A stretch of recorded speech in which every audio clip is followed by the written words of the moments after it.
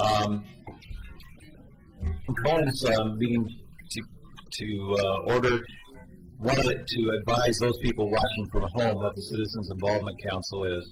The first two meetings, since this was put on camera here, we read a description. Suffice it to say tonight, the Citizens Involvement Council is a gathering group for all the 12 neighborhood associations, and this is where we get together to discuss issues and hear presentations that will give us information. If you'd like to have more or further information regarding what the CIC is, please go to the city website and look under community meetings. Before we go around the room and recognize who's all here this evening, wanted to do some congratulations to every month he gets on a new committee or two, to William Gifford, Citizens Improvement Trust, correct? Citizen Improvement Trust. Civic Improvement Trust. Civic, thank you. I took those words right from your mouth. City Budget Committee also, is that correct? And I also wanted to express a thanks to William for coming to our community meeting we held recently in Park Place. Many of you are aware we had some situations in that area of Park Place, and suffice it to say we're not going to go into those details at this point. Our chair resigned and our secretary resigned, and I've stepped in as chair to make sure that all the meetings and steering meetings, anything we have at this point, go on as planned, or as should be planned. Same as what happened at Park Place, I'd like to say the same thing tonight, and that is that this is a meeting, not a debate. It's where we come to hear situations that impact our neighborhoods, and I'd like everyone to be respectful to the speakers as well as to each other. Secondly, it seems everything's turned into a debate in the city nowadays. If you have a question, please, because we have so much on the agenda tonight, let's not interrupt our speakers. If you have a question, raise your hand. Chris, if you've identified yourself, we'll put your name down on the agenda here to ask a question at the close of any presentation. So that way we can keep it orderly and they can concentrate on what their presentation is. So with that in mind, let's do a roll call. Tom Giles, Chair of Park Place and Chair of the Citizens Involvement Council. Yeah. Oh, I'm sorry. That's okay. Howard Post, Kenema. Paul Edgar, Kenema. Here. Larry Hanlon, Caulfield. Here. Rachel Gunderson, Chamber of Commerce. Here. Kathy Hogan, Hazel Grove. Tom O'Brien, Hazel Grove. Here. Ray Gordon, Hillendale. Here. William Gifford, Hillendale. Here. Bill Daniels, McLaughlin. Here. Alice Watts, McLaughlin. Here. Tom Giles, Park Place. Definitely here. Steve Van Haverbeek, Park Place. Here. Vern Butoff, Rivercrest. Here. Patty Brown, Rivercrest. Here. Ingrid Rickenbach, South End. Here. David Rickenbach, South End. Here. Linda Orsman, Main Street. And Nancy Kreshower. Did you read off Kathy Hogan's name? And she was okay. Sorry, I didn't do that. Okay. She was excused? Yes. Okay. Our first item on the agenda is proposed expansion project of the courthouse at 807 Main Street. Our guest speaker, I'll let you introduce yourself and 10-minute presentation with 10 minutes of question and answers. And we're timing everything up here, right? We did have somebody that mentioned that they were interested in, if we're going to be having a public comments. We do a round table at the end where people can make comments, as long as it's not after 11. Okay. All right. Go ahead. My name is Paul Boundy. I'm with LRS Architects, and I'm representing the county and the project here this evening. With me is Jeff Jorgensen, with Director of Facilities with Clackamas County, also to answer any questions. The project we're presenting tonight is a security improvement project for the downtown courthouse. It will be going through a site design review with the City of Oregon City, and we'll be submitting that over in the next couple of weeks to month.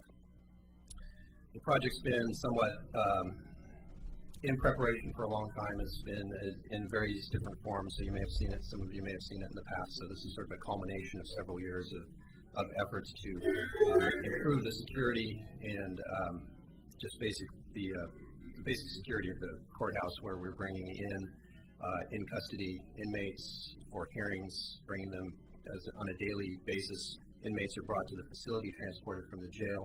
They're brought into the courthouse, placed in a holding cell, and then taken to the various courtrooms for hearings. Right now, as many of you probably realize or may know, that happens, the transfer from the vehicles to the courthouse actually happens outside in the open in the parking lot on the northeast side of the courthouse. And the intent of this project is to really resolve that issue and also resolve some other security issues with the facility. So the expansion itself is about 5,400 square feet. It's 3 stories tall, 1,600 square feet per story. So it's quite a tight site. It's about 30 feet deep by about 50 feet long. What you're seeing on the screen here now is the existing courthouse, the large building here, and then the addition is shaded in, and it is basically being located northeast side in the shared parking lot that is shared with McMenamos. We'll be doing landscape modifications in the parking lot. We'll be displacing about 4 parking spaces from staff in that lot. We'll be relocating a parking island and adding some landscaping, and then also due to the construction, we'll be on the edge of Liberty Plaza, we'll be re-landscaping the edge where it's been disrupted by construction process. Project, as I mentioned, it's really to provide a secure vehicle sally port on the ground floor. It'll provide a location to enclose the inmate transfer process, take it out of sight, out of mind.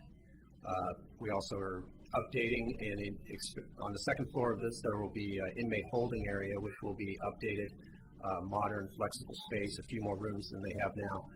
Currently, the facility they have for holding is on the 3rd floor, and they bring inmates into the building, up the stairway, and into the holding facility, which still has the original iron bars and metal walls. And so part of this is to replace that facility with a more modern, flexible. It'll give them multiple rooms to isolate individuals, and rather than just having 2 large rooms as they do now. And then the 3rd floor, on the top floor, will be a secure courtroom. This courtroom will be primarily for hearings that involve high-risk individuals, so that they do not have to bring them into the courthouse proper. As you know now, or you may know now, they bring inmates from the holding cells through the public hallways and into the courtrooms for hearings.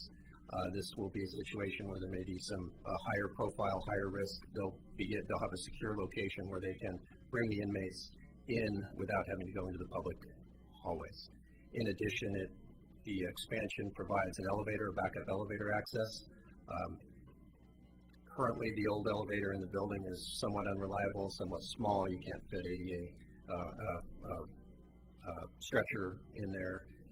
And what we're trying to do here also is provide the elevator that can both move inmates up and down if needed.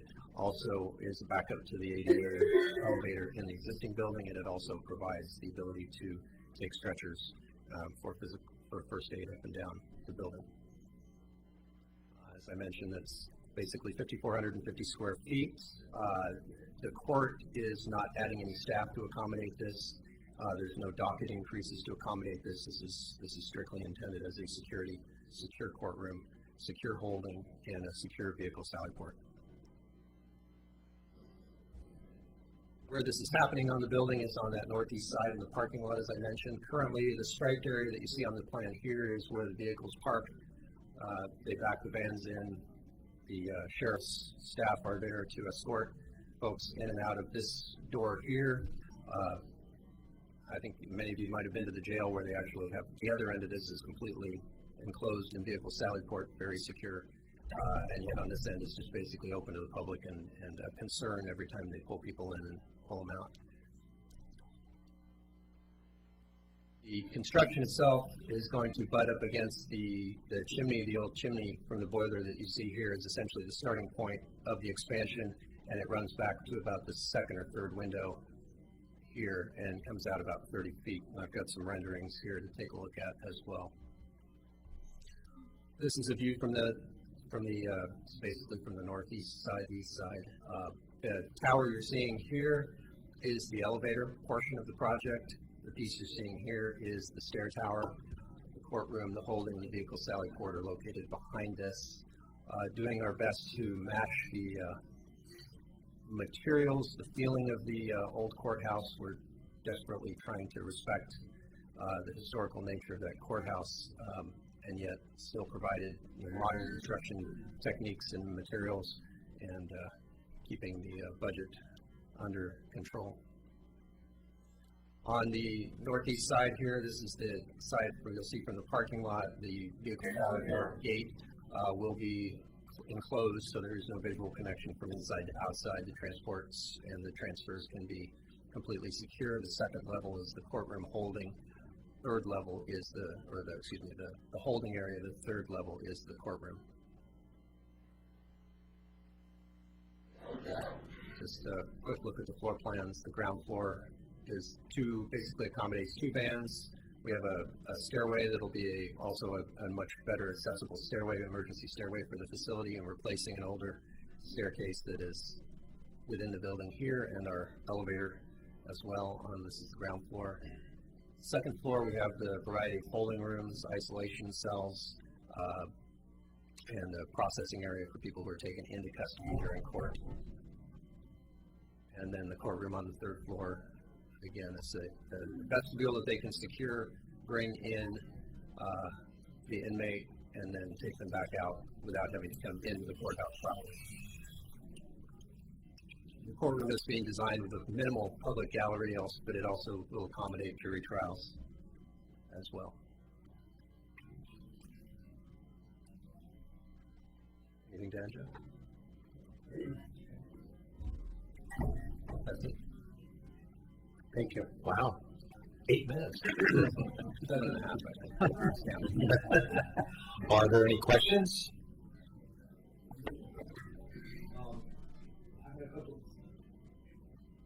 Is that on?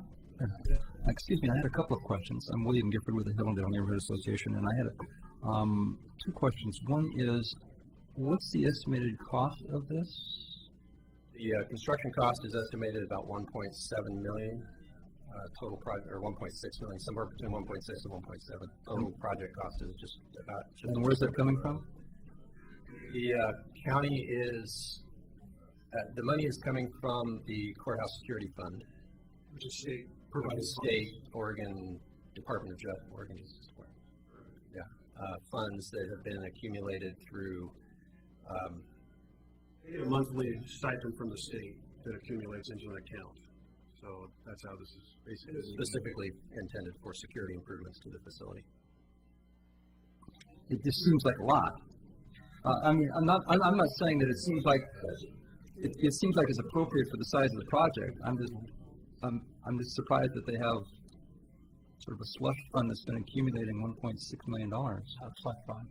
Well, not a slush fund. No, well, they've been trying to build this Sally Port for many years, as I mentioned. Okay. It's been on their list to do for a long time. They've been saving the fees. The second question I had was, what is the expected lifetime of the courthouse? Because there's been talk about the courthouse being incorporated the campus up on top of the hill. Is there any projection at all as to how long it's going to be down in downtown? probably, as Nancy Crutchauer knows, we've been discussing this as part of the master plan for the Red Soils campus for quite a few years now. Hopefully we would have that up there in a few years, but it just matters on funds. It's going to probably require, bonding from the people. So we're looking at anywhere from 10 to 15 years or so before at least we get some kind of funding for a courthouse to move up there. Pull your close so they can't hear you in the back. Sorry. You should introduce yourself. I'm Jeff Jorgensen, the facilities manager for Clackamas County. Sorry about that. The Red Soils Master Plan has laid out, that was something else, huh? No, that was the 10 minutes for the presentation. A 10, 20-year master plan. And it's basically would require additional funds to build a fairly large courthouse up on the Red Soils campus on top of the hill. We're going to have those funds in any, future years here very soon. So, it may be, anywhere 10, 15, 20 years out before we would have those funds to do that. So, we're looking at this courthouse actually being down there fulfilling that purpose until till we get those funds. There was a tour given of the county facilities recently, and one of the bragging points that they had was how they were able to take depositions or something like that via television rather than having to transport some of the inmates. They actually do video visitation, or video arraignment from the jail to the courthouse also, so they don't take all the inmates back and forth. Okay. Good. Right. I'm just curious about, if it would be more cost effective to expand. Martin Hillendale. I'd like to remind you sitting out there, make sure you move the mic to you so that it can get on the broadcast. Well, I have a loud mouth, so I thought it wouldn't matter. So, I'm not sure about, the de minimis area and stuff about if it's actually more cost effective to expand into that, more of that block than to bring the courthouse up to the Red Soils campus. It would actually be more cost effective to design it to where it's easily extended for space needed, a lot of space needed in the future. Are you talking about the difference in the cost of a new courthouse? Yeah, the whole new courthouses versus even this great historical thing, it's very, attractive, heritage-wise, but expanding, I'm not really sure. Well, the cost of the courthouse, from what we have with the master plan, is expected to be about $100 to $120 million. When you're building that, it's got to have quite a few. If you have 10 courtrooms now, it's going to have somewhere between 12 and expansion to 16 to put a courthouse up there. No, she's talking about expanding in an area where McMinimans is. Maybe McMinimans, they can make money off of it as the courtroom restaurant or something. She's thinking of expanding the whole area. You're talking about expanding the courthouse into that block entirely. Yeah. Because it's after the courthouse is done, on its lifespan down here, or down there, is it going to be reutilized as another Clackamas County building or facility? It could be reused as a county facility, also could be sold off, and like you said, McManus or some other company could purchase that. It's, that hasn't been vetted yet. Again, that's when it comes time, but trying to make best use of the facility we have right now, and by doing this, it'll create safety precautions that we don't have for the deputies or the public right now. Again, when you're taking a lot of the accused through the court or the hallways, it creates some safety issues. Okay. Yes. Identify yourself and then. Bill Daniels, McLaughlin neighborhood. How do you do? I'm curious why the public gallery in the courtroom is so small. There's about 6 to 8 seats in there. Well, the size of that was primarily related to the size of the footprint. The courtroom itself is intended to be fairly controllable and limited. There's a range of size of courtrooms in the facility now, and that the judges felt that this was an adequate size for a hearing in a high-risk scenario. We do have other courtrooms that have quite a bit of capacity. It's just a matter of setting up magnetometers outside of those courtrooms too, and security areas. Well, I have two quick comments. One, how long is it going to take for you to get going on this? We could use some of this activity going on in Oregon City. Is it imminent? We're submitting to the city for land use, or not land use, but site design review, hopefully within this month. And then construction would be planned if all goes well and the process goes the way it should. We could be in the ground or starting up sometime in the fall.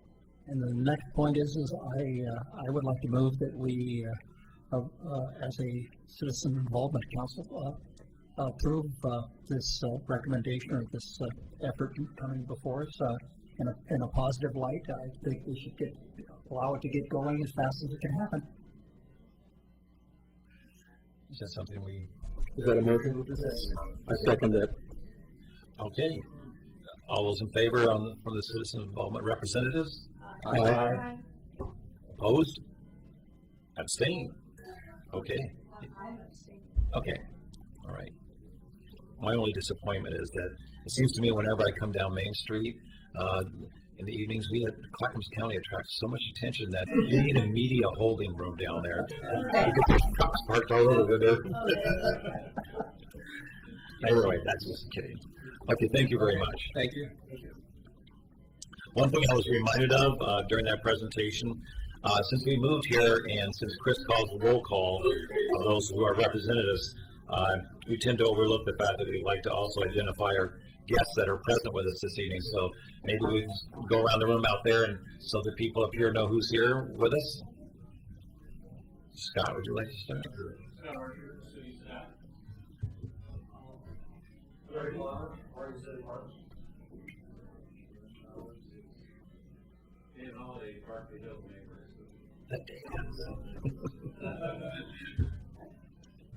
Back here. Christine Barker, All right, good. Thanks for coming. Okay. Okay. Brian Boyd, Clackamas Basin Council, here as a citizen of Oregon City. Great, thank you. Yep. Okay, I think that's it. We got everybody. So now we know. Okay, next on the agenda, cottonwood trees in public places in Oregon City. We have a guest speaker, Scott Archer, for 20 minutes, a presentation with 10 minutes of question and answers.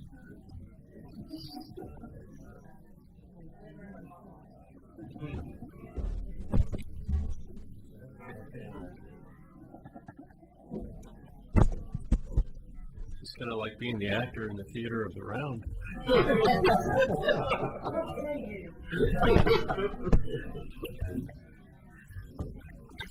Thanks for being here, Scott. We know it takes up your time to come. Oh, no problem. Thanks for the invitation. Good evening, all of you. I'm Scott Archer. I'm the city's Community Services Director, which is a department of many things, including the Parks and Recreation Department, which kind of gets to what we'll be talking about a little bit. And with me is Larry Potter, our Parks and Cemetery Operations Manager. Larry is going to be given a portion of our presentation.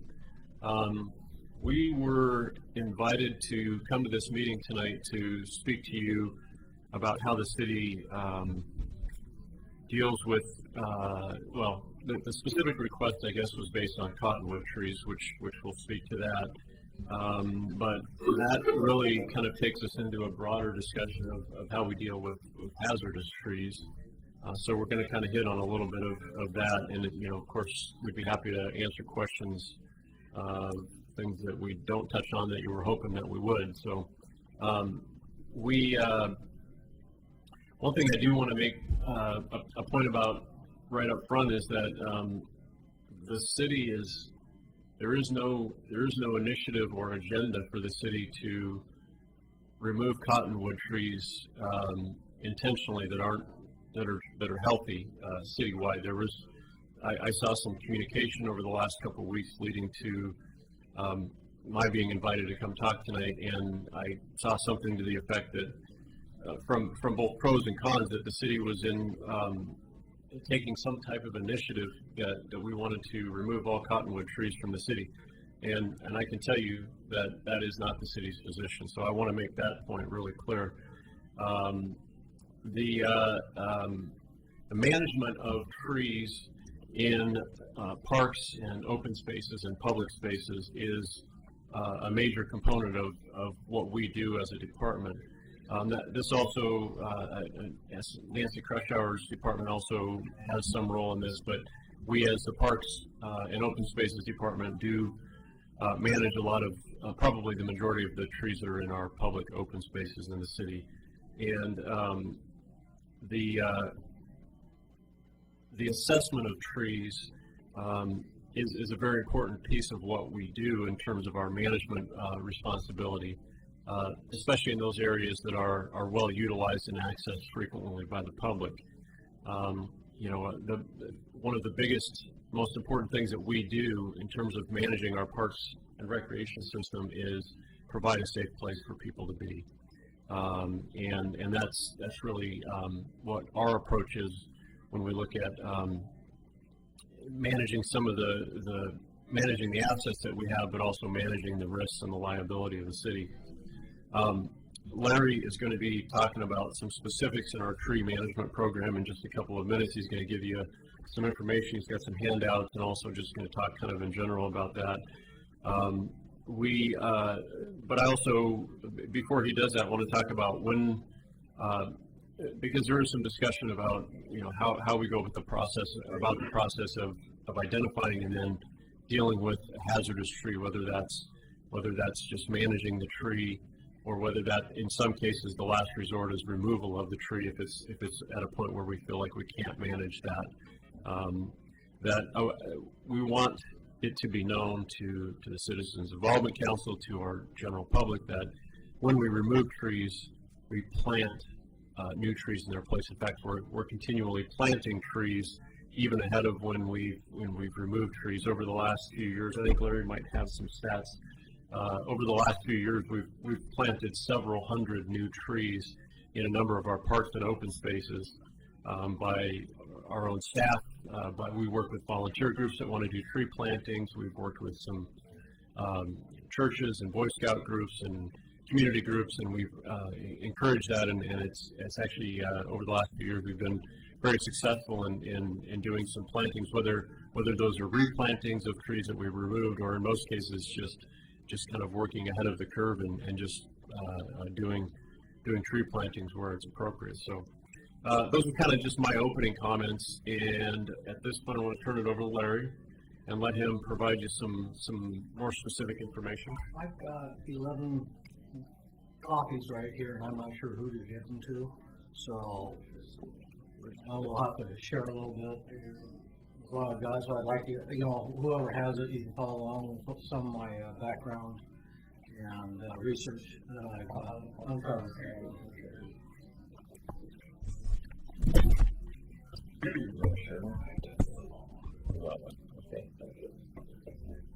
If anybody doesn't get a copy of that and you specifically would like one, we'll be happy to make you one tonight before you leave. You got it. Oh, here it is too. Okay, so never mind. Go.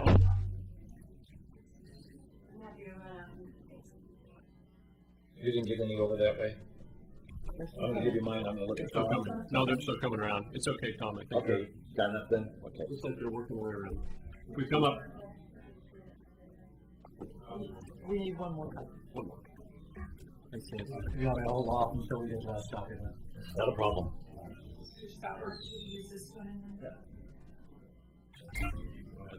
Oh.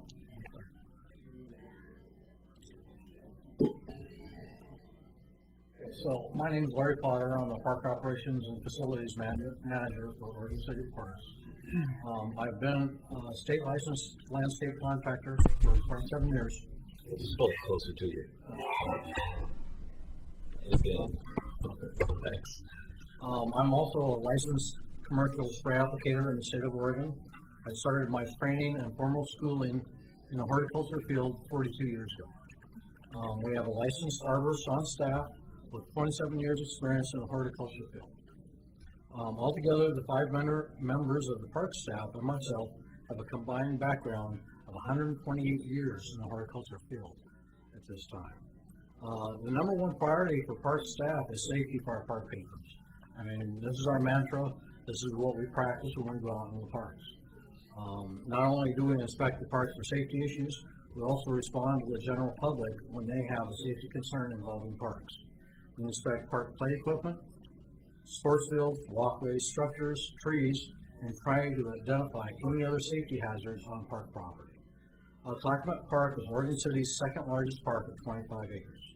In its inventory are 2 park shelters, one skate park, swing set, restroom building, boat launch, RV dump station, an RV park with 35 sites, 97 parking stalls, 23 picnic tables, 3,550 lineal feet of pathway, and a covered horseshoe area. It is also Oregon City's only regional park. We recorded 81 permitted events with approximately 5,215 in attendance from April through September 2010. This is just at Clackamas Park. This does not include the tens of thousands of park users launching boats, walkers, sunbathers, RV people, etc.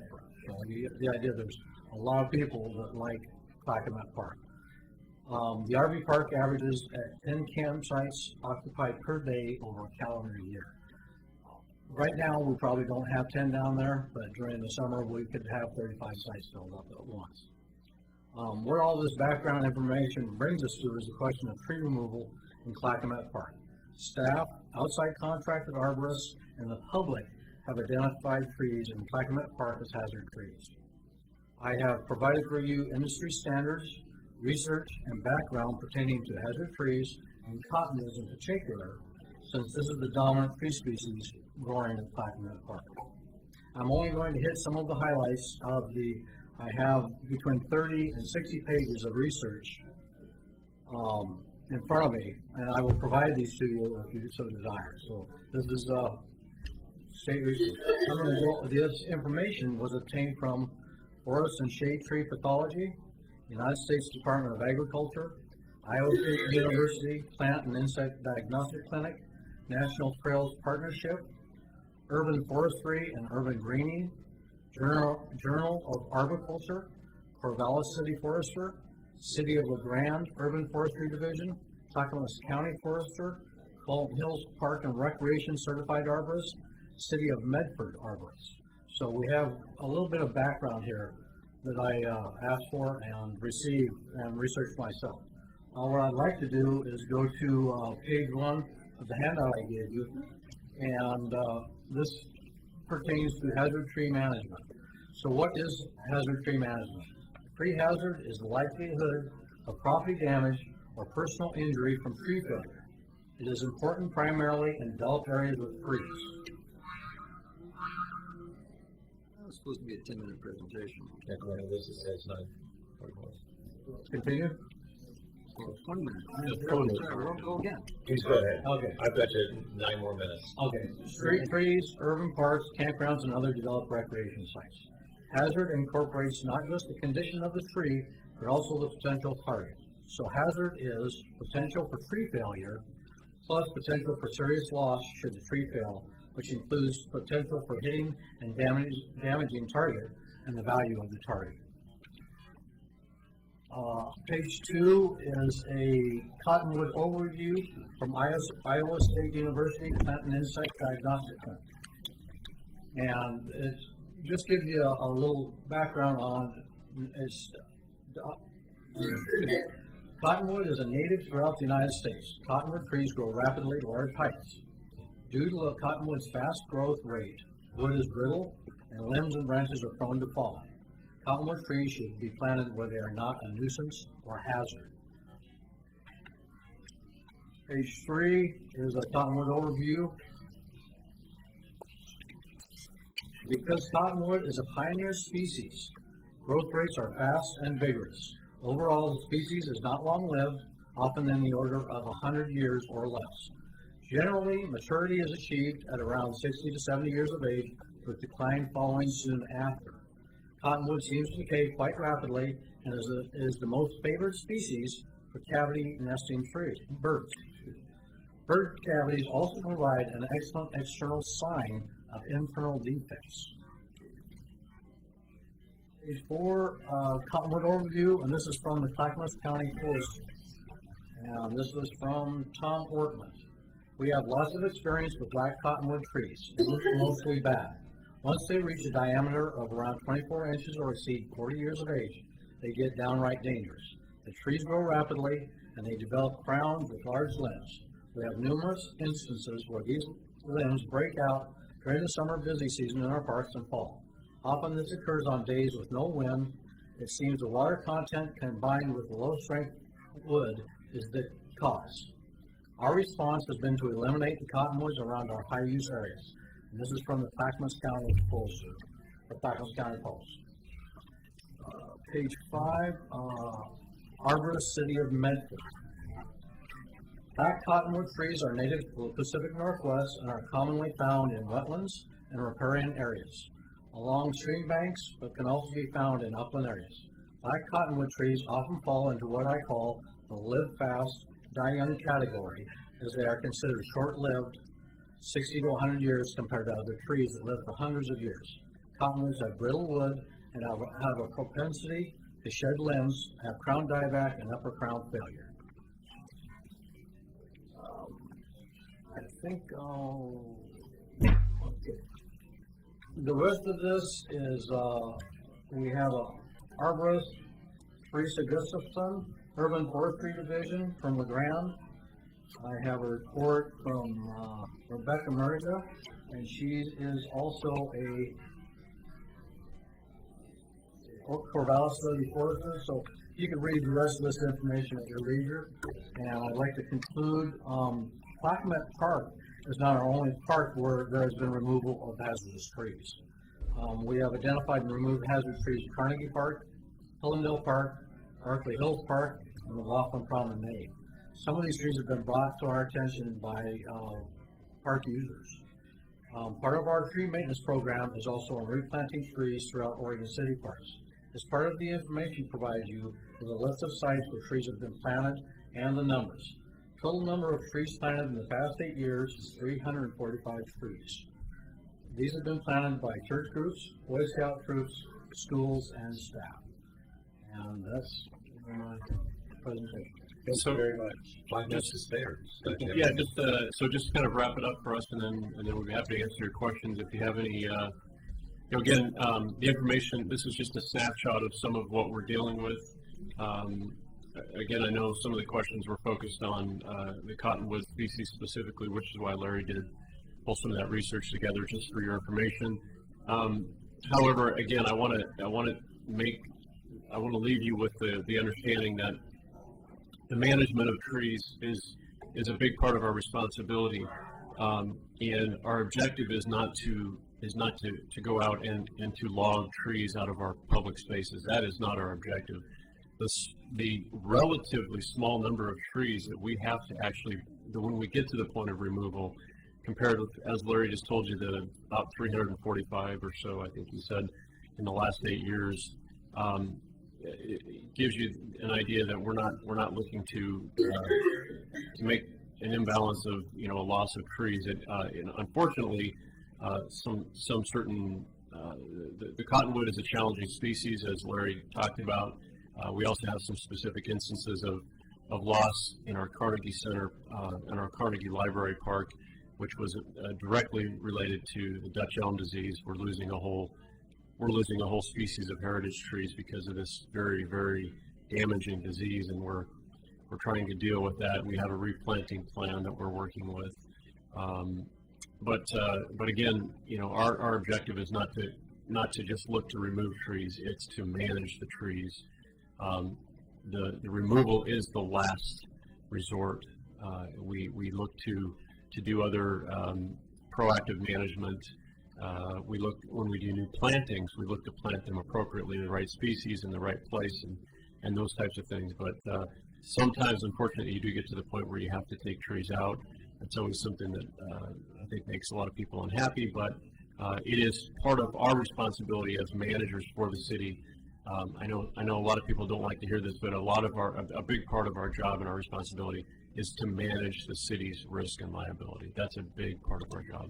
And it's not just about the bottom line of dollars, it's about public safety. We care. And so it does get to that point sometimes where we have to go to that point of removal. We try to not do that, but it gets there. So I think there's a lot more we could talk about, but we'll probably kind of just stop there and let you ask us the questions that you have to fill in the blanks. I just wanted to say thanks. This is really informative and highlighting everything really brought it right so we can see where you were talking. So thank you for this effort. Questions? Right over here. Patty. I'm assuming you're not putting cottonwood. One of the questions. What are some of the species that you're putting in to replace cottonwood trees? Clackamas Park is a different site than most of the park sites, and does get inundated with water a couple times a year. So you want to plant a species that will grow and thrive under those conditions. We have planted swamp oak. We've planted a certain species of maple that will grow underwater. We've planted redwoods. We've planted cedars. Most of them are native trees that will handle going underground. And that is our primary concern about planting at Clackamas. Now, we can plant, we have a lot of other species planted throughout the park system that won't require this particular, those conditions, so. Paul? Thank you. There were a lot of trees cut in Clackamas Park by the close to the between the RV park and the river, within an area that is protected by federal and state statutes. There's a buffer area, and we went into that buffer area and cut trees, to the best of my knowledge, where we should not have been, or we should have been asking permission in the first place. I think that there's a significant responsibility when we get within the 100 feet of the river or the ordinary high water mark, which denotes the river bank. And within that area, if we don't follow the rules and we don't have some checks and balances, if we just go down there and say ad hoc, let's start cutting, we can get into trouble. And it's not, I also get worried about the responsibility of losing so much canopy right next to a lot of freeways and areas where we need the sequestering capabilities, the carbon capabilities that trees like the cottonwood trees give. And Mr. Chair, we do have some citizens that came here specifically to talk about this kind of in a balanced approach. And one of those citizens is a fairly knowledgeable person on it, Brian Boyce. And I would like very much to have Brian have a chance to come up and talk if that's possible. I know. Thank you. Thank you. I know. Did you have a question in that or that? Well, I was wanting to find out why or how you can cut these trees down that are in a protected area. Oh, Mr. Chairman, I'll respond to that. Well, first of all, we don't just arbitrarily go in and cut trees down. The trees that have been removed at Clackamas Park that Mr. Edgar is referring to, as well as any other trees that we've removed in any of our parks and open spaces, have gone through a very thorough assessment. We've had, as Larry said, we have over 100 years of horticultural experience. A lot of that is tree related. We have one certified arborist and a number of kind of what I would call uncertified arborists. We have a lot of people with tree knowledge. But whenever we go in to remove a tree, we always back that up with another opinion. We have arborists that we call and have us help identify that and assess that. The trees that we've removed have the pre assessment, and then we do a post assessment.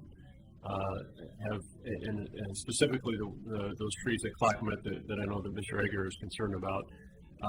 Years ago, we did the post assessment on those, and they were all extremely diseased, and they were headed for a catastrophic failure.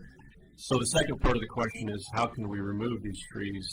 And under the guidelines that we operate under our city ordinances, it's very clear in our city code that we have the right to manage hazard trees within our system. We don't, as you normally would, have to go through some type of removal permitting process if you just arbitrarily wanted to take out a tree because you didn't like it in front of your house, not private property, I'm talking public property, or you wanted to change the species of that tree and replant or something to that effect. But I'm talking about hazardous trees that have been identified and assessed. We have the right to manage those trees, and we've done that very conscientiously, very cautiously. We don't arbitrarily just cut them down. That's why we go through a very extensive assessment process whenever we do that. So that's what we've done. Thanks, Scott and Tom. Yes, thanks, Scott, and thanks very much, Mr. Potter. I was the person who asked that this subject be discussed at the CIC because I had seen a report by a professional arborist back in June of last year in a application that he made for some tree removals. And at the time, my concern was about the tree removal. One of the reasons I live in Oregon rather than Iowa is I love trees, and I don't like seeing them cut down. But the more I read his report, and the more I did investigatory understanding and going on the internet to find some of the same resources that you because Larry, the more I became alarmed about the potential liability for the city. And I just wanted to make sure that we are handling it in an appropriate manner. And again, I thank you for all of your efforts in that behalf, because if some attorney, we all know we're very open to court cases, if some attorney saw the report from the arborist saying that all cottonwood trees are hazardous to public safety, that there shouldn't be anywhere within 50 feet of a public space, that's open hunting season in my book. And I'm glad to hear that we are managing things in an appropriate way, not cutting unnecessarily.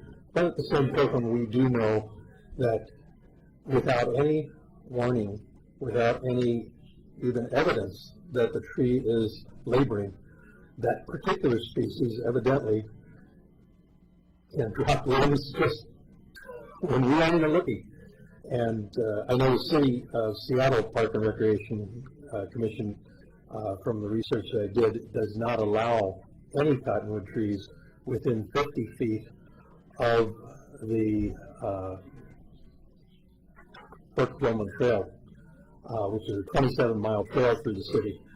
And, they understand just as you do the hazardous nature of that particular species. I've got that report.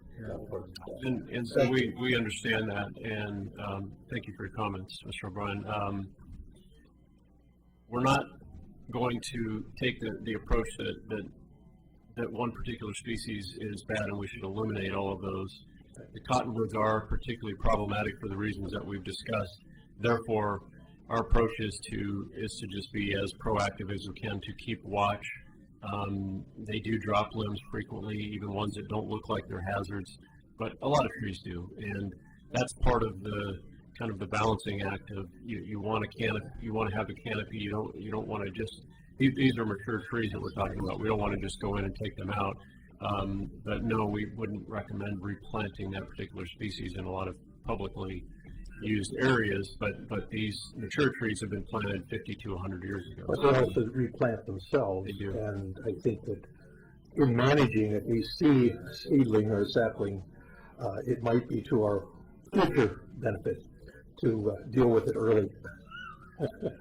I've been thinking while you've been talking to him and listening to all that, and with all due respect to the individuals here, I know we also have an hour still ahead of us, 20 minutes for Jim, 20 with 10 minutes, that's 30 minutes, 20 minutes for Doug, 10 minutes, an hour, plus we still have Nancy Kretschauer and everything else. So we've got a couple questions, and if you're the experts here, you can ask a question that's pertinent, maybe, because we don't have time for the actual presentation right now. Is there any, can they come up with a question that they can present?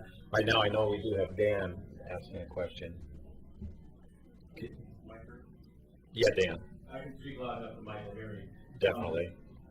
Is your program, does that also encompass the street trees in town? No.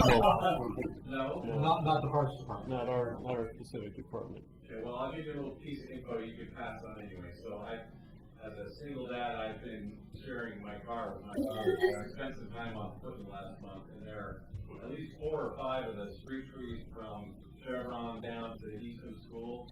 They're actually growing into the metal grades, and I can't imagine that that's good for the trees. So they have rings that can be cut out to accommodate the trunk size. So if you could pass that info on. I think it's been passed on. I appreciate that information. Thank you. Now, William. Real briefly, thank you very much for the presentations. Very informative, very clear. The question that I had was, often when mentioning replanting, planting new trees, it sounds as though it's a mitigation effort to replace the ones that have been cut down, and that's a big part of it. And that when you remove a tree, you try to do something to... We try to, but out of 350, yeah. I mean, for the majority of trees actually were planted in open sites, and back in that, we have been replanting more trees than we've cut. That's my question is, how are we going to get ahead of the game and get more trees in the city? We've actually planted ahead of the removal, is what we've been doing. That's why we have birds to drop seeds. Actually, I heard a few gasps when I said that about another presenter, and I don't mean to cut anybody off, but I know we do have a lot of things to get to tonight. But is there a question that somebody who's I would like to make statements to clarify state law as far as city law. why don't you use the microphone and try to make it quick again? Identify yourself as well. I'm Brian Boyce. I'm chair of the Clackamas Basin Council. I'm here as a citizen. I didn't hear Clackamas what? River Basin Council, Watershed Council for Clackamas River Basin in North Edge, Oregon City, in other words, and on out. Oregon statute 105.682 makes landowners who provide land for recreation use into all lawsuits connected with that recreational and other use. The city is not actually liable in this case. Now, concern for public safety is the second issue, which should be pursued as has been mentioned, but the city is not actually liable for injury that occurs on its property when it's provided for recreational use. It is responsible on city hall because that's as much as we enjoy coming here, it's still not recreational use. Okay, that's interesting. Yeah, and I have to agree that Cottonwoods have their problems, but in natural area management, they're very valuable, and they do provide canopy and wildlife. If they are clear and present danger, and just by the removal, but it's. I would have one question on the process of analyzing the danger of these trees that the city has followed in the recent past. Is not the consultant also the person that takes the tree out? Not always, but sometimes. Okay. Sometimes a person advises which trees to remove and does the removal. I would comment that policy should be looked at. Thank you very much. Thanks. I'll let them make a comment, then we'll have one final question. Please, on that recreational immunity issue, that's a good point. We in my business we refer often to the recreational immunity provision in the Oregon statute, but I do want to clarify my understanding of that, having worked in this profession for about 20 years, is that you still have to be responsible to address what you think are liabilities. So your protection for recreational immunity is not completely a blanket coverage if you're not taking good precautionary measures to still identify hazards. That's why we do playground inspections and safety inspections. Even with the recreational immunity laws, you still have to address what you think are hazardous conditions above and beyond what you could expect to be, what are discoverable or whatever. Terrific. One last question back here.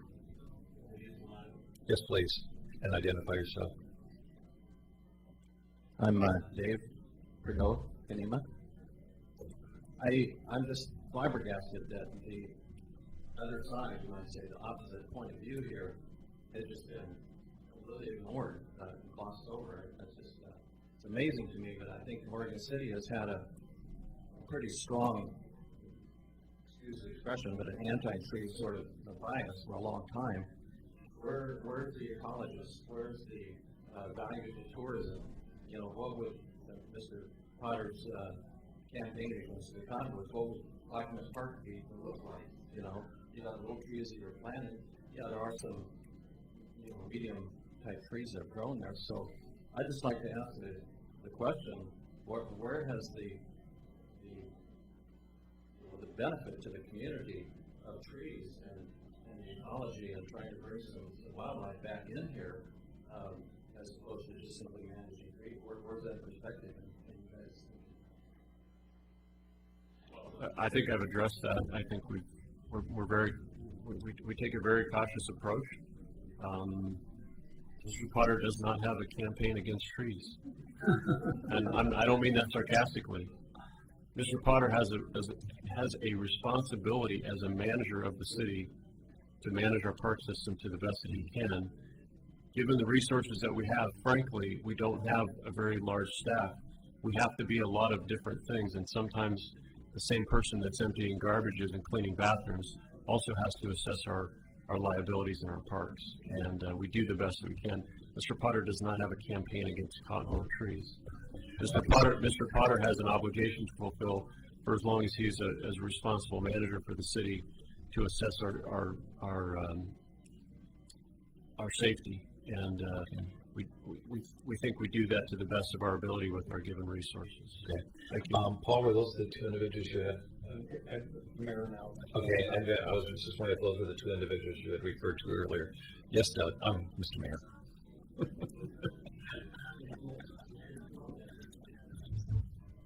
I'd like to comment there. A is that our natural habitat, I think that they've done a very good job with that. If you're talking about the area around the Clackamas River next to the Cassius Sewer Plant, for example, cottonwoods have been cut back, but they've been cut down so that they actually provide habitat. That is, they've left snags there, they're good 20 or 30 feet high, birds do nest in them.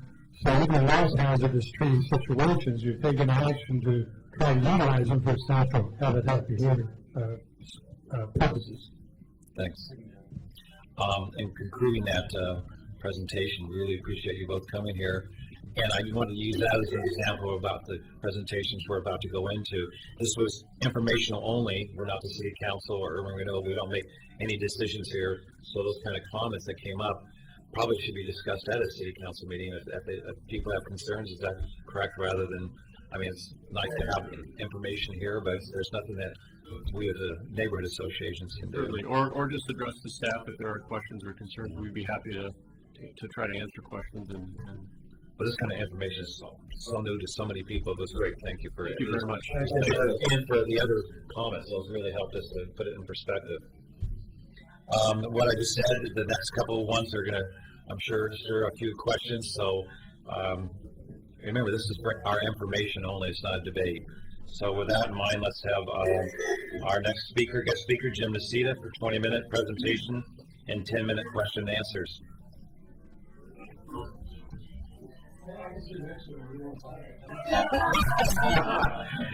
I wouldn't call him up two at a time, but you're welcome to come up.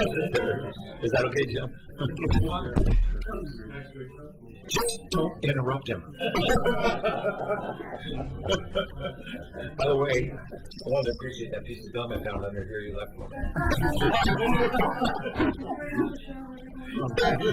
Planning Commission. Thank you. I do want to editorialize a little bit before I begin and just say in support of what Mr. Frito said. When I requested time tonight to talk about charter amendments, there was a specific request to invite the mayor to provide an alternative view. And yet, there was not a specific request to provide an alternative view, as Mr. Frito has just pointed out. So I would just very respectfully make the request of the CIC that if in fact you are going to develop a policy of alternative views, that it not be selective. With that, I will go into my presentation here. Jim, I will say that happened at the last minute. Nobody told us in advance that there was going to be public speakers when we put the agenda out. So, I'm putting up on the screen what I'm going to actually, this is by Doug. I will start by saying that the City Commission has had on its goals and objectives for this year. We've just gone through our goals and objective planning process. And one of the things we discussed was launching a charter review and charter amendment process whereby charter review or revision commission would consider changes and drafting clarifications to the city charter. City Commissioner David Frazier recommended after the closure of the Blue Heron Mill that the amount of staff time that was going to be necessary for addressing that, significant exigency in our city was going to draw staff time and staff resources away from other things, and we needed to narrow up our goals and objectives. So what we discussed last week at the goal setting session was looking at a 2-year time frame for launching and having a charter revision process. I will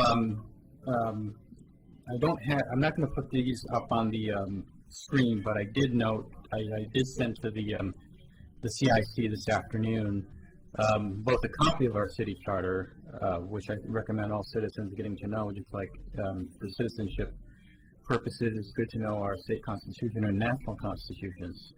And I also included to you all the memo from August 3rd, 2010 that our city attorney wrote on the charter amendment and revision process. I'm going to send this out on my commissioner constituent letter also, so that folks can have a copy. And I hope you can, I don't know if it's on the website, but I'll check into that because I think it should be on the website also. So I just wanted to share with you all some thoughts on not any recommendations per se, but as being on the commission for 2 years, what has struck me about our city charter and some discussion items that I'd like to get the community going on discussing the charter, and hoping folks will start that conversation citywide and recommend their own ideas and thoughts to the city commission. And if we do in fact launch a charter review process to those folks also, and to the city attorney. Mayor Neely has a lot more experience in these matters than I do, and in fact, back I think it was, 2001, you had requested under a prior city manager that a charter revision process get going. And so he'll have some thoughts on all of this too. So I've noticed some things. This is not an exclusive list by any means. It's just some things that have struck me as issues. I don't make a specific recommendation. I just put things in question marks as what might be a particular issue or not in the consideration of a charter revision. And I'll just kind of like wend my way through these, and if anybody has any questions, feel free at any time to chime in on this. So you have a fair amount of time tonight. One thing that has struck me, is particularly in the past, in November's election, is the fact that Oregon City, like most local cities, or many, doesn't have a primary, and we have a risk that if you have multiple candidates for a specific city commission position, there is a risk that you will have a 3, and sometimes in other cities, 4, 5, and 6-way race where no individual gets a majority of the vote. When that happens, as has happened this spring as a result of last November's election, you can have a situation where there is some confusion or uncertainty about what the mandate of the voters was in that election. There are a couple of ways to address this. One is adoption of a primary. When we discussed charter amendments back in January and February, Mayor Neely had recommended a May primary for adoption.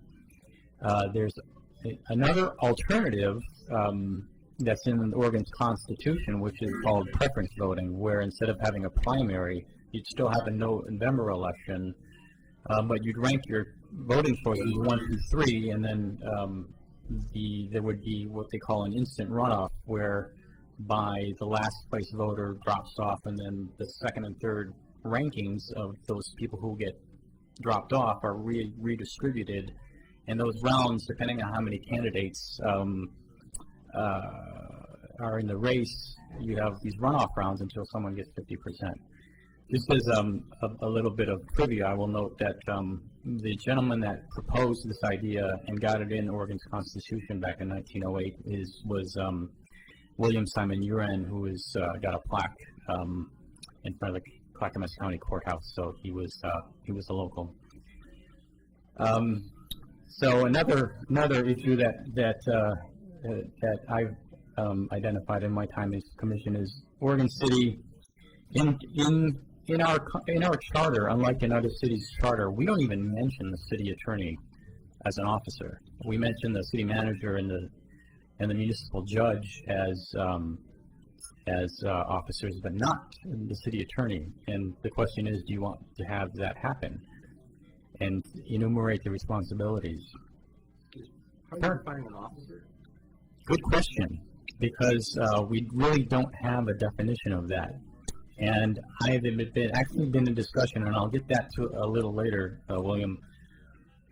I'm actually having a friendly debate with the city manager and the city attorney right now as to whether a commissioner is an officer, because a commissioner holds elective office.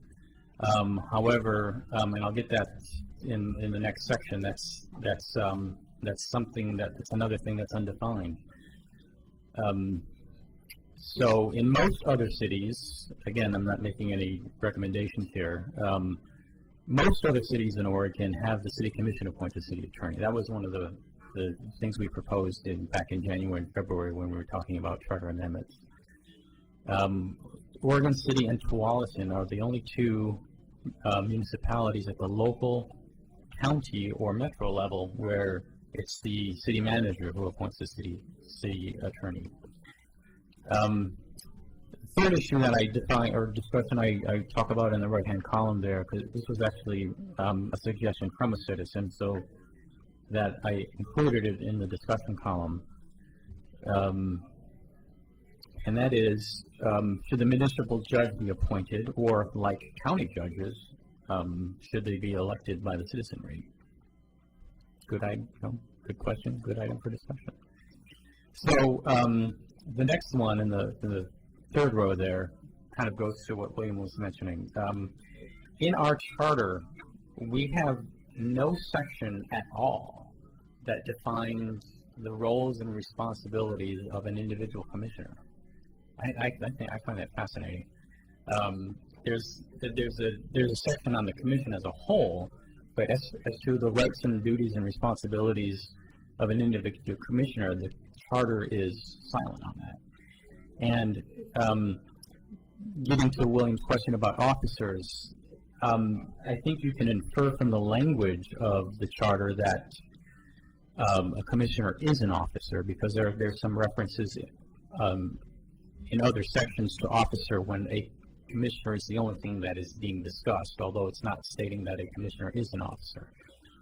Where that comes into play as far as how the daily operation of city government is that in the code, not in the charter, but in the code section on the city attorney, it says that the city attorney shall advise all officers. So the question is, does an individual commissioner have a right to legal advice from the city attorney individually, or does only the commission as a whole? And the other thing where that comes into play, and this is kind of going on both at the level of the City Commission and the Urban Renewal Commission right now, is when the city attorney has designated something as confidential in a memo to, say, a department head or to the city manager, does an individual commissioner have to get clearance through the attorney-client privilege to be able to view that document? Or is an individual commissioner treated just like any other citizen and needs a clearance from either the entire commission or from the city manager to waive that privilege in order for an individual commissioner to see that memo if it is considered privileged? I'm not going to make a recommendation on that. I just think that's an issue that should be probably clarified by a charter review commission with input from the citizens and the city manager and the city attorney. Tom? In reading through the city charter which you provided for us, Chapter 7, Section 31 does address the fact that evidently city commissioners and mayor are officers, because it talks to the vacancies of them when they're in office and the reasons for those vacancies and how those are to be resolved. I would indicate that they are in fact officers. Yes, I have raised that with the city attorney, and his response is that if you look at chapter 5, beginning on page C6, beginning with section 20, those officers that have specific powers and duties enumerated are the mayor, the city manager, the municipal judge and the recorder. But in that section, in that chapter where powers and duties are specifically enumerated, individual commissioners are not listed in there, and no specific rights and duties of individual commissioners are in that chapter. So it's at least an issue to me whether that there should be a description in those rights and duties enumerated. The next line I have on this chart is more of an example of a charter review than a charter revision, and I probably didn't explain the distinction. Charter review is where you just clean up language in a document like a charter. And to me, this is an example of charter, chapter 7, section 32. It says that a majority of the commission must validate an appointment to a vacant elective office, but it doesn't say who makes the appointment. And I just think that's some language that just needs to be cleaned up. And there are passages like that throughout the charter. Simple clarification. Although the clarification might lead to some more significant discussions. So the next couple, there's been a series of amendments that have been done by initiative, because one way to refer the charter is to a commission or a charter review commission or committee. Another way is referral by the city commission to the voters, and yet another way is where people get a petition and go out there and gather signatures and put it to a vote. And we have, like most cities, there are a number of provisions in our charter that have been done by initiative. And I just, again, I've just raised some issues. The Section 56, we bar garbage burning plants from the city. That was done in the mid-'80s. There was a proposal for an incinerator in town, and people gathered signatures to prohibit that. As time has gone on, the technology advances in waste-to-energy facilities, for example, have advanced, and there are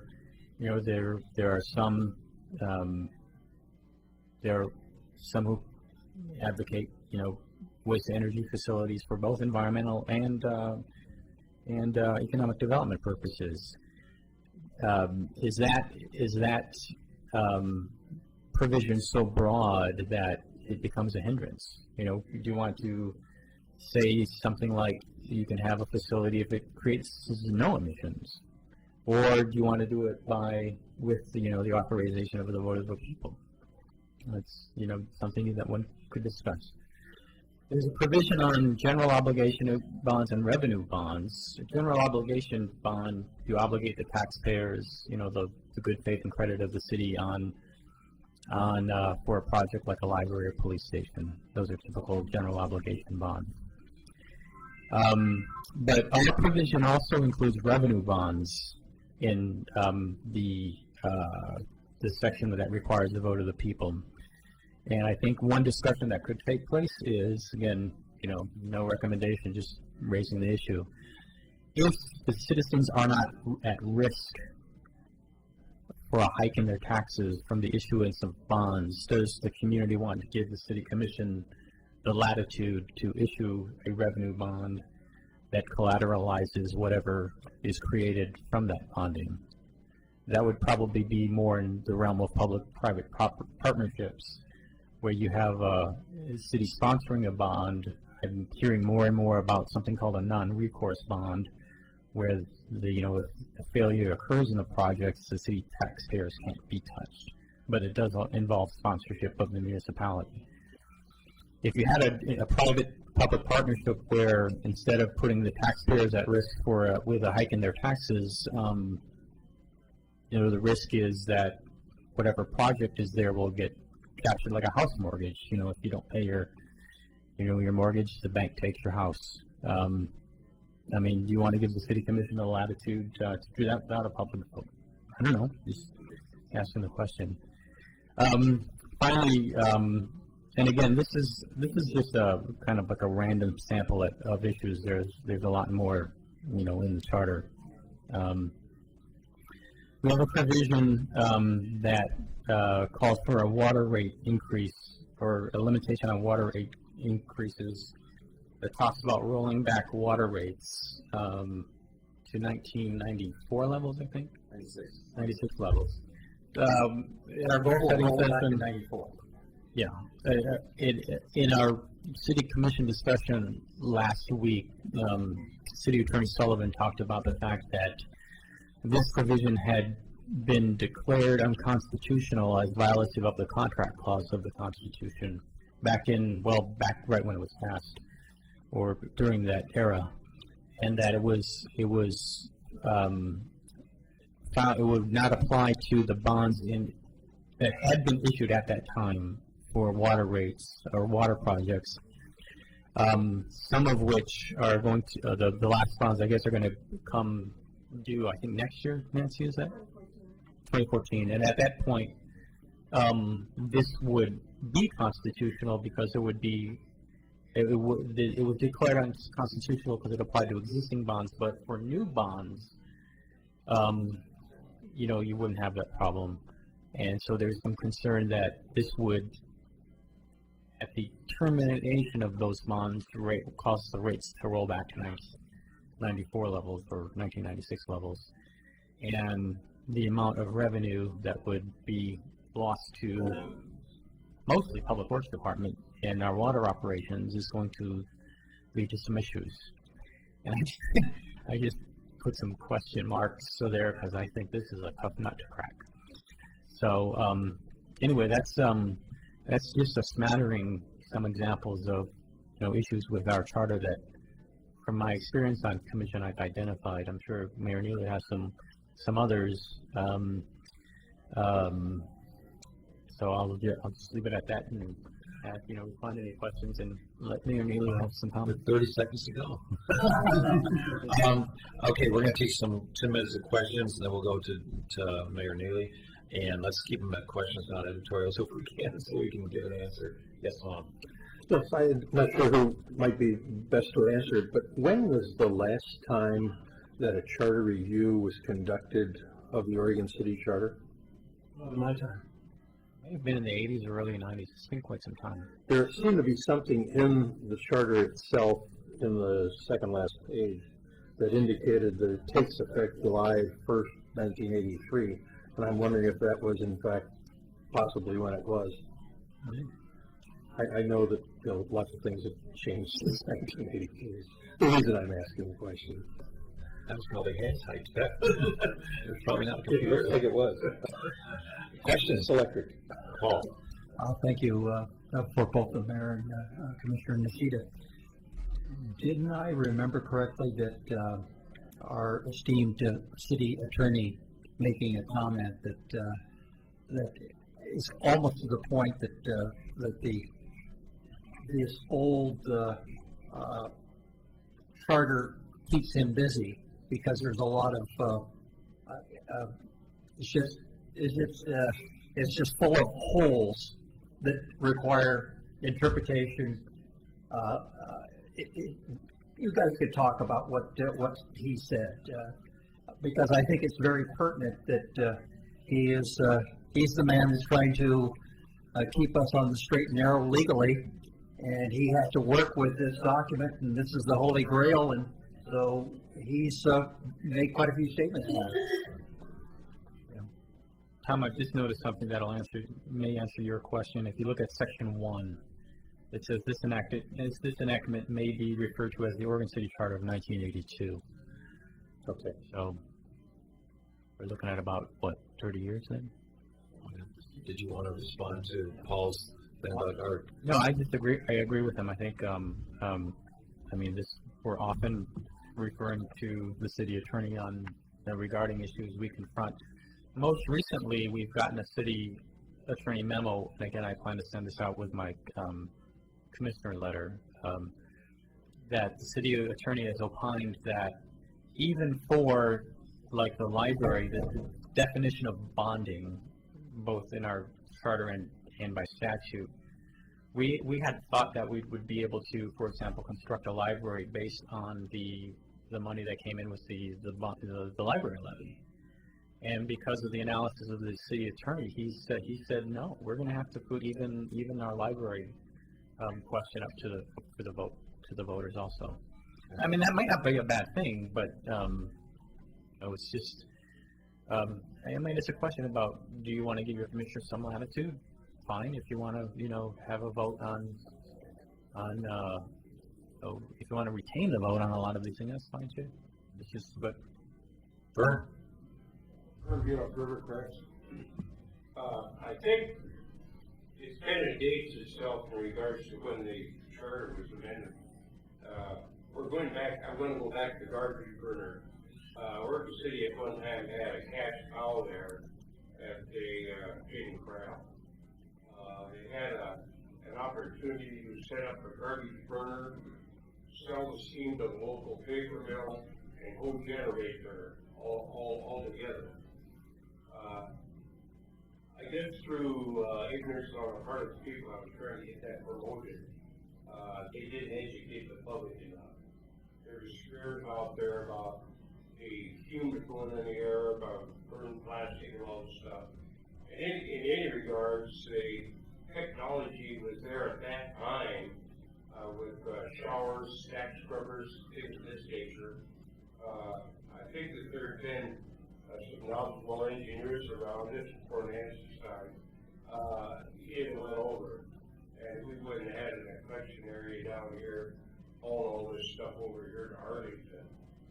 But the reason I'm going back to paint that picture is that I think if this had been reviewed since then, this would have been eliminated. Okay. Anybody else have a question for Jim? You're going to sit there, Jim, during, okay. How do you put out a bond Howard? without not putting the taxpayers at risk?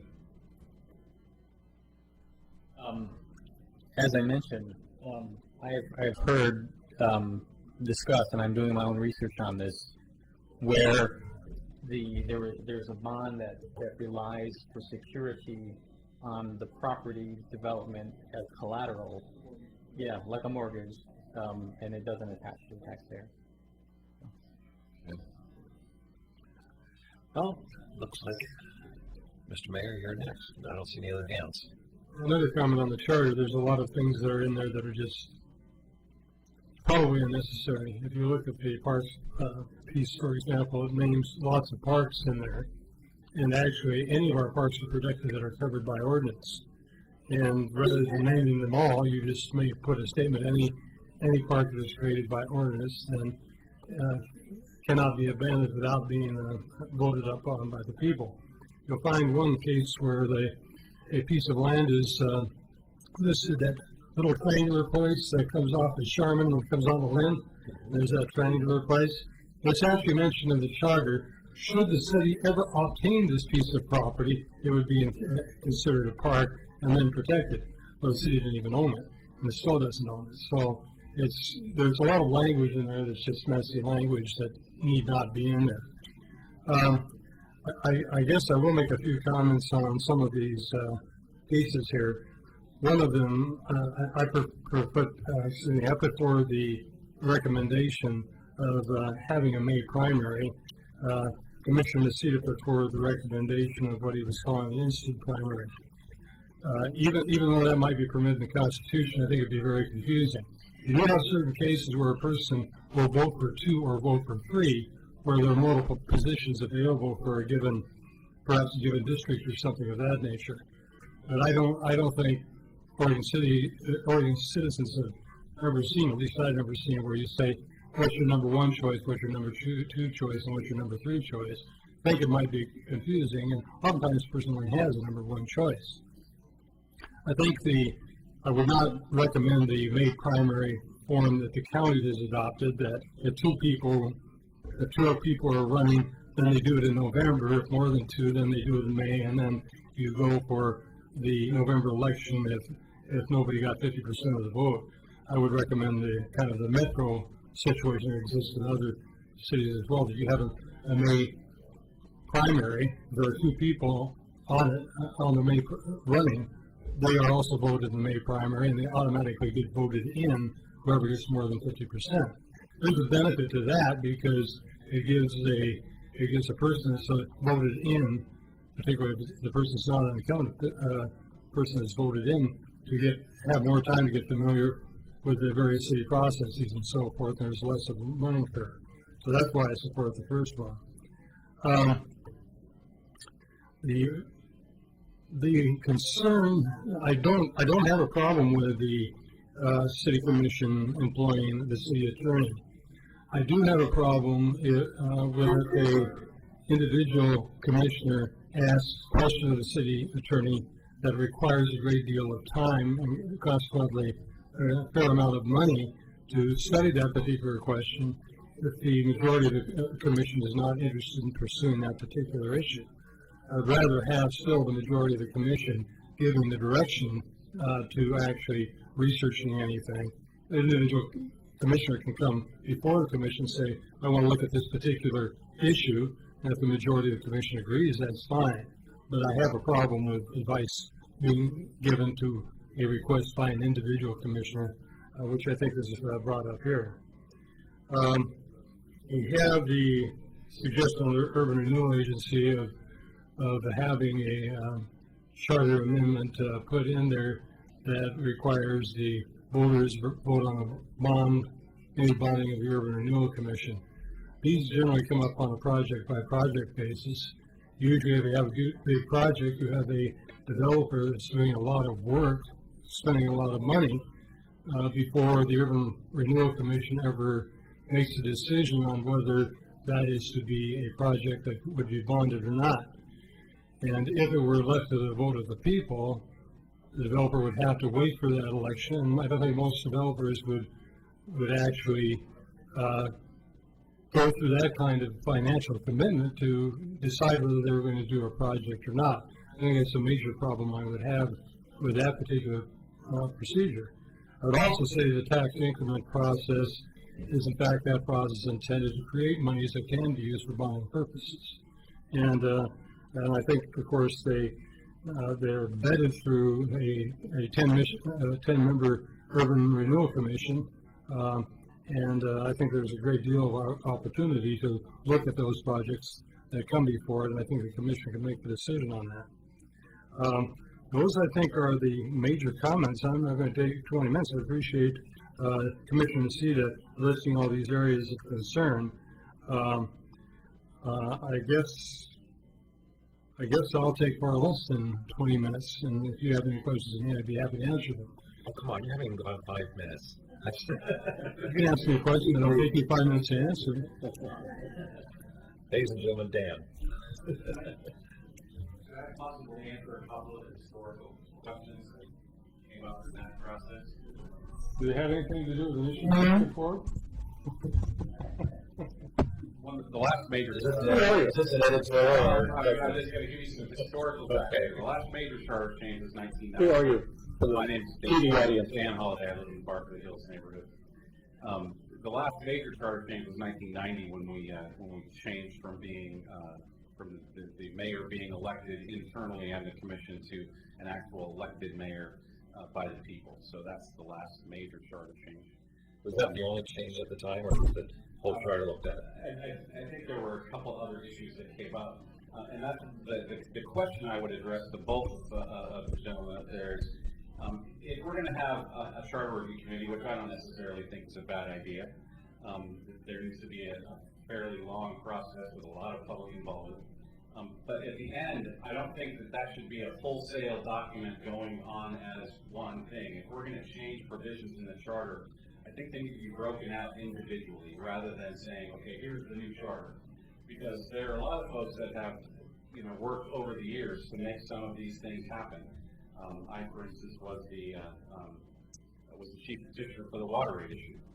And even though part of that was found unconstitutional as far as the actual rollback, the rate limitation is still constitutional. The city is still held to a 3% water rate increase each year without a vote of the people.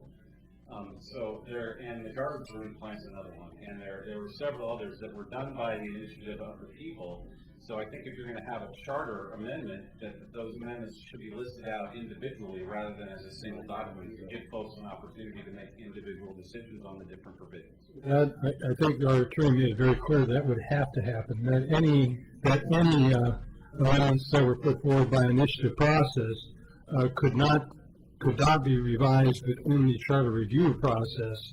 If they were to be changed, they would have to be on an individual item basis, and I believe our attorney spoke to that.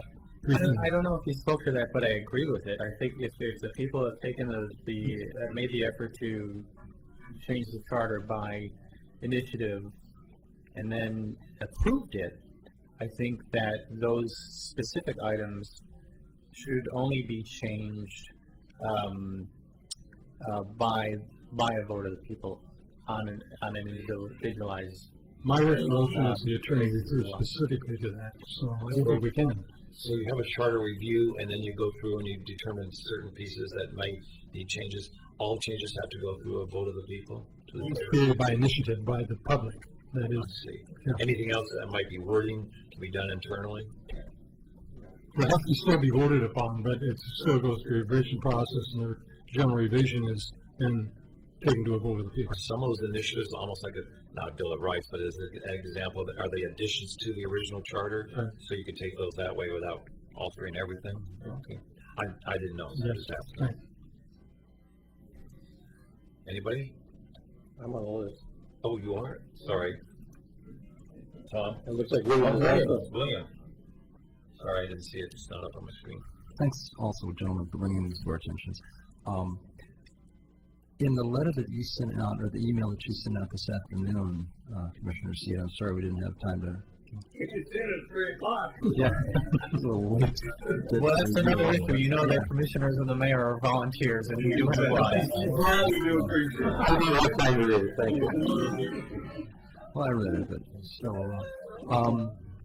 the letter from the attorney referenced the amendment process at Ashland, which apparently is the city that most recently has amended their charter. The process that they went through, they spent a year doing it.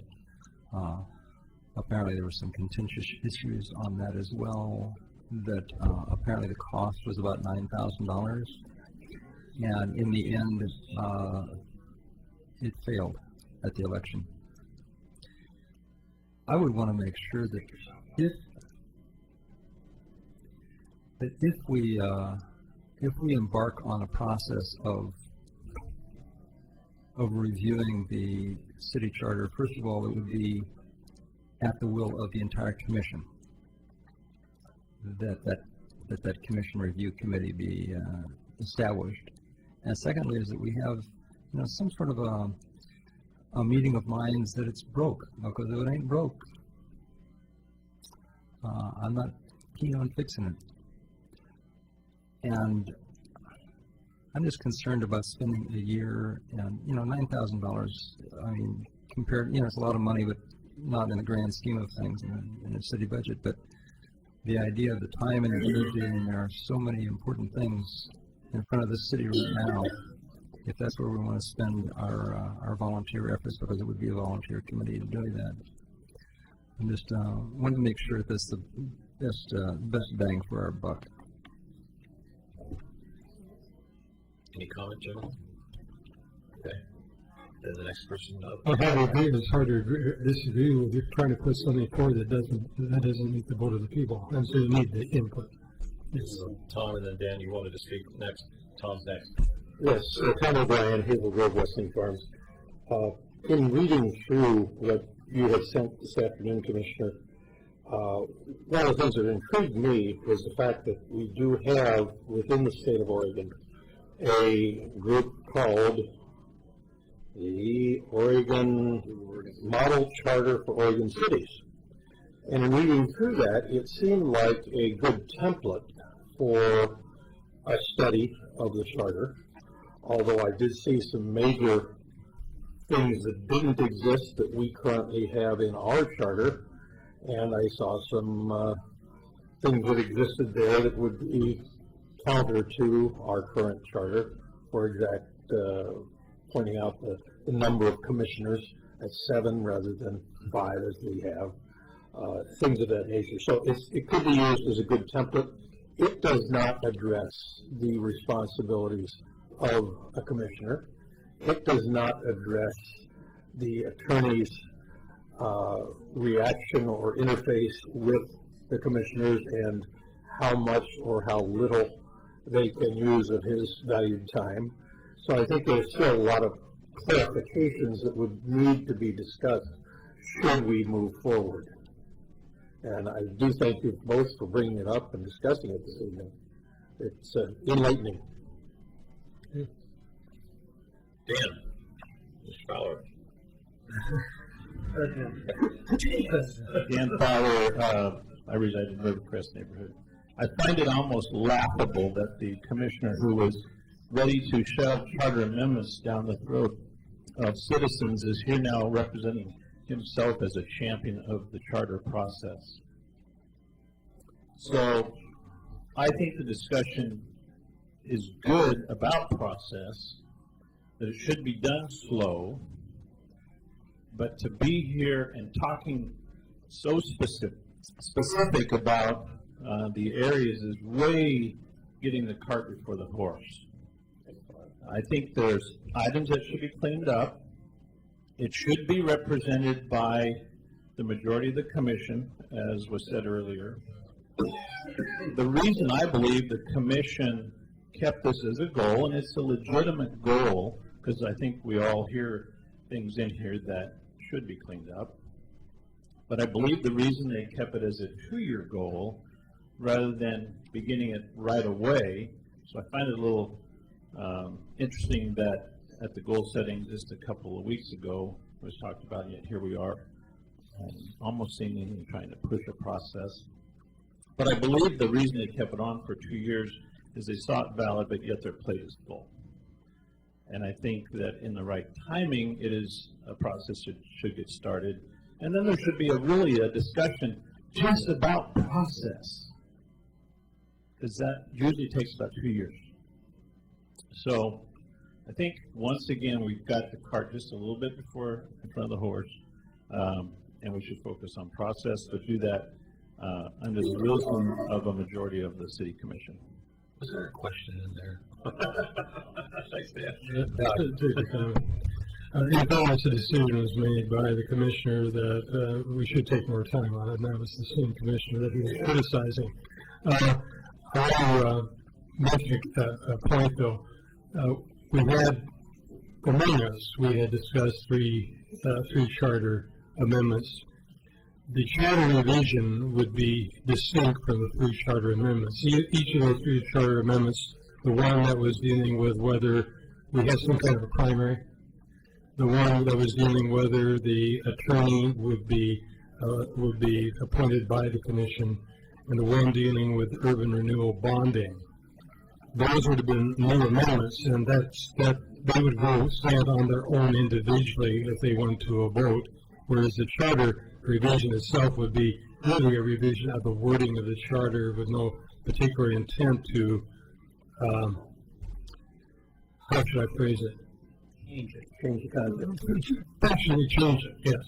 And I would say that's probably about right. Mm-hmm. Okay. Yeah, I just want to clarify that. Thanks. I kept trying to push the button here, so let me just say that I was just going to say earlier that as I prefaced this whole presentation tonight, it's just information gathering. I'm not judging cart before the horses or any of that. I just think it's great that you come, because we've heard in this community and in the papers so much about charter revisions that I think it's great to hear right from the horses. Let's see, we're going to talk about cards. And to see what this is about. I think it's important that these kind of things do come before us. So when our neighbors ask us, what's that all about? We keep reading about it. The question is, why didn't this happen sooner? No, I just wanted to clarify the fact that I think it's great to have this kind of information before us. Yes, for the Student Involvement Council and our presenters and all the audience and the Neighborhood Association folks here, I do want to say that the commission and the city attorney and the city manager have given the Public Works Department direction to pursue a charter amendment for the water rate rollback though, because that's something that affects the water service that is provided to the community. And we're looking, it is a huge impact on the revenues, and it would be such an impact that the community needs to decide whether or not the level of service that could be provided, given that kind of a rollback, is something that they want or not. And I don't really want to go into a lot of detail at all, but I want to let everyone know that, because since we're having this discussion, it all got kind of lumped together, that the water rate rollback is something, though, that is in the goals as well to take forward as a separate process. Okay. Larry. Dan Healy answered my question. Okay. Well, Listen.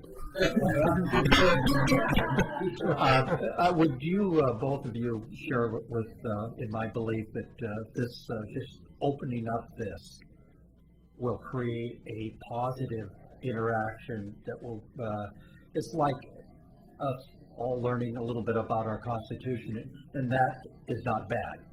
That's a positive step forward in getting everyone to understand how our city works and the rules by which we play by.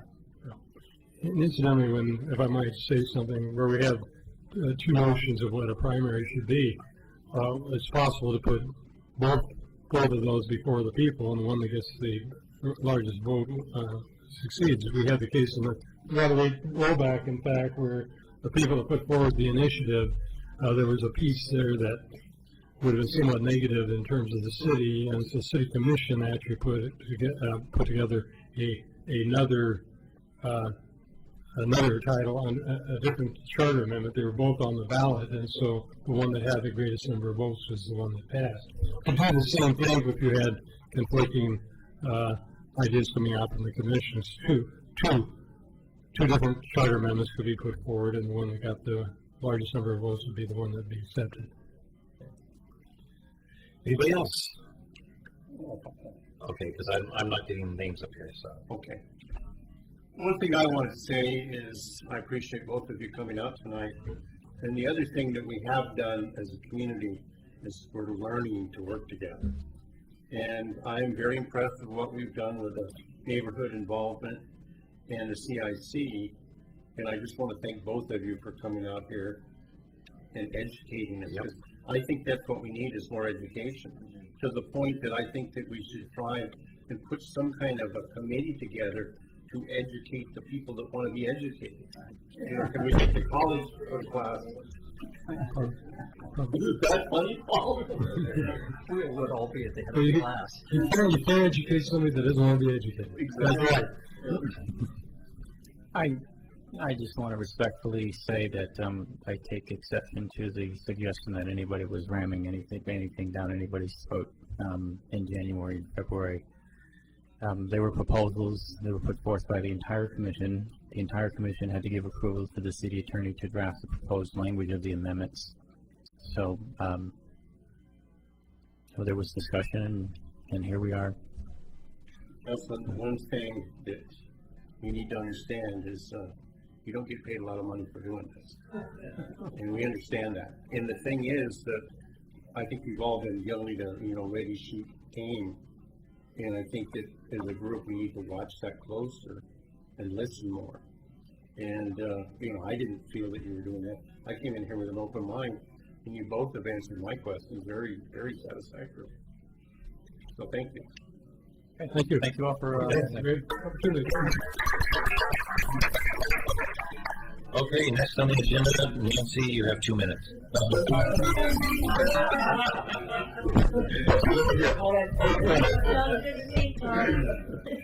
Okay, well, I will move fairly quickly because we just have such a full agenda, so I intentionally didn't provide a lot of presentation tonight. But I did want to let you know that we've been moving forward on the geohazard workshop. We've set a date for our subcommittee to meet, and I just wanted a quick update. That'll be in April, so we're starting to move forward on that. And we've actually asked Christine Krasinski to join the subcommittee because she has such a passion for the geologic hazards throughout the county, and I think she would would benefit the committee. The quick update on the slope failures at the Forest Edge Apartments. There was another slope aside last week, and it was fortunate that it didn't do any damage to or cause any dangerous situations to the public.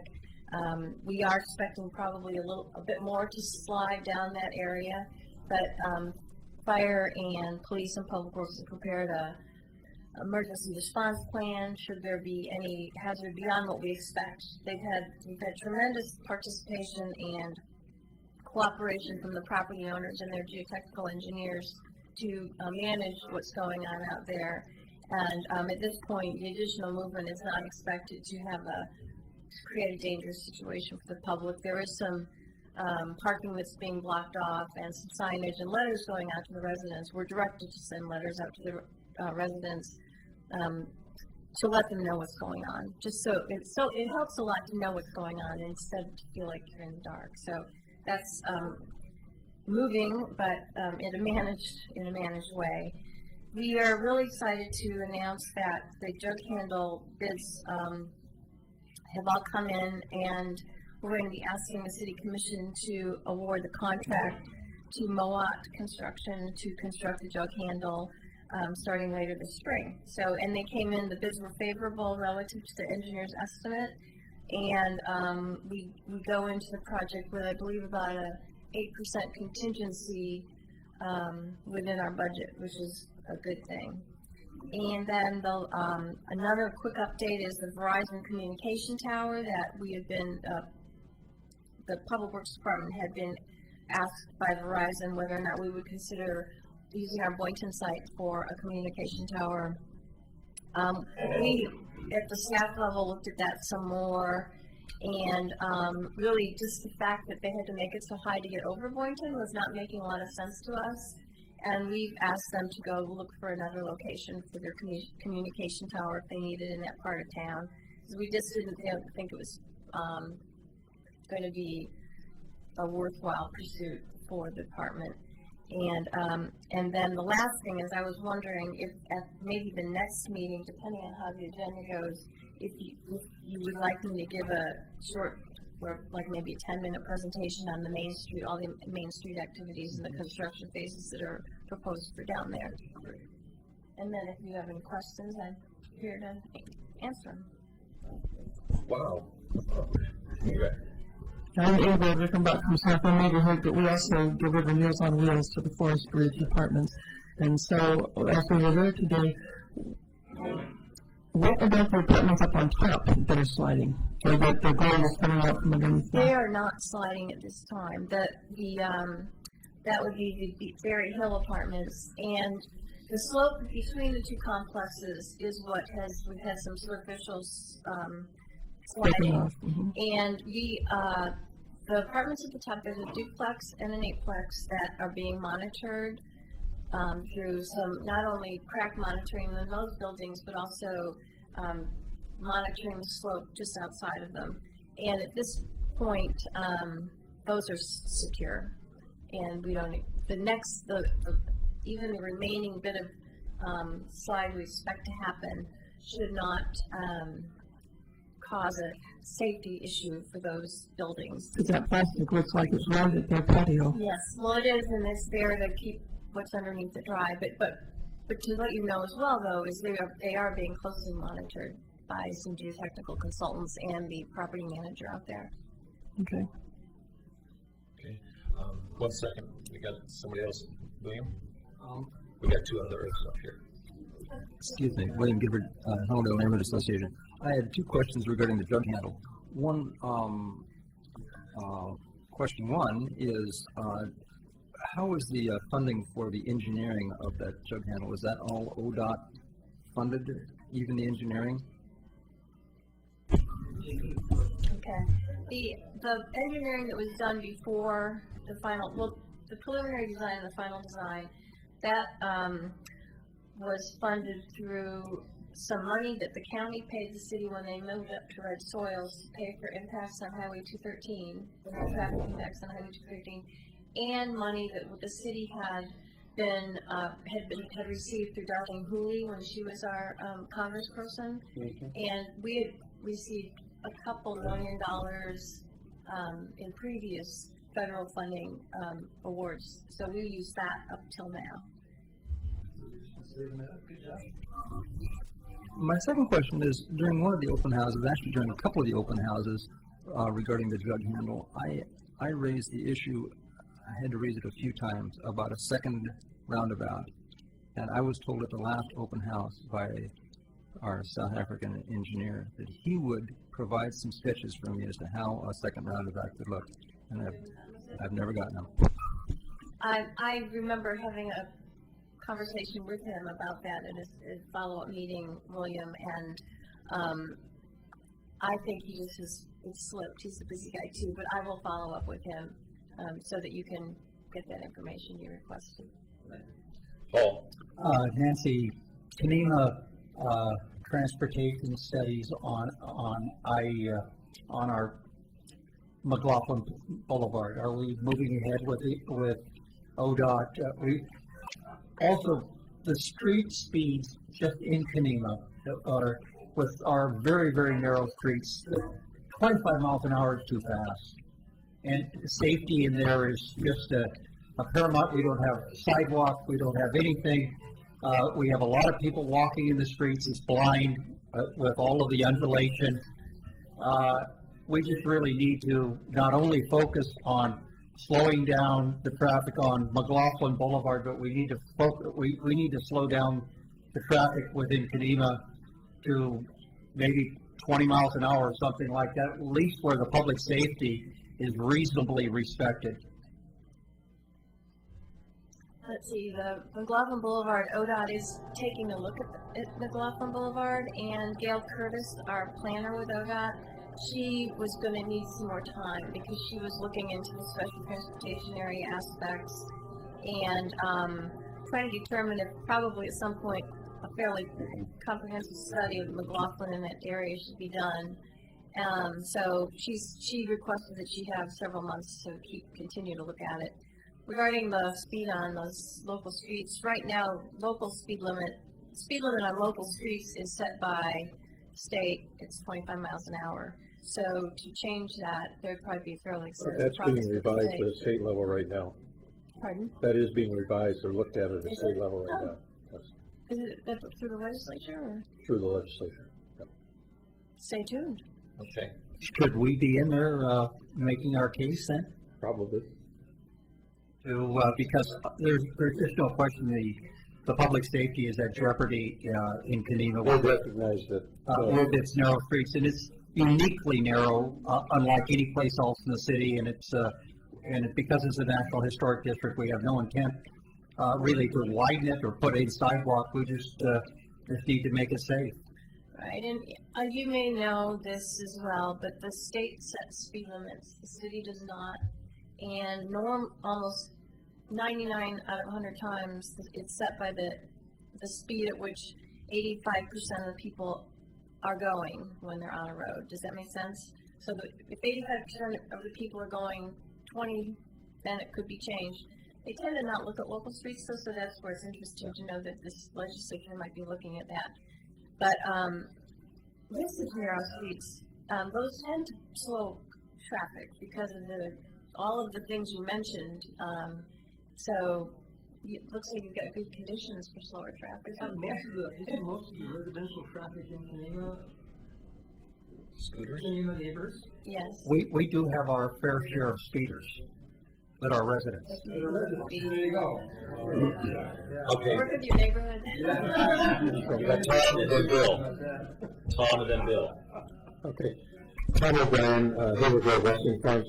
I know that Paul and Howard are always concerned about the roads in Kenema, but I just want to alert them and Nancy at the same time that you probably are going to have a new road in Kenema before too long because South End is continuing to fall down the hillside. You need to start looking at that again. There are 3 spots or 4 spots now that have significantly slipped. Well, we'll take a look at that. The good news for the city is that section of South End Road is still a county road, and they've never given up jurisdiction to the city because I think they understand that they have. You don't want to take over roads in Kenema now? Okay, Bill. Bill Daniels from the McLaughlin neighborhood.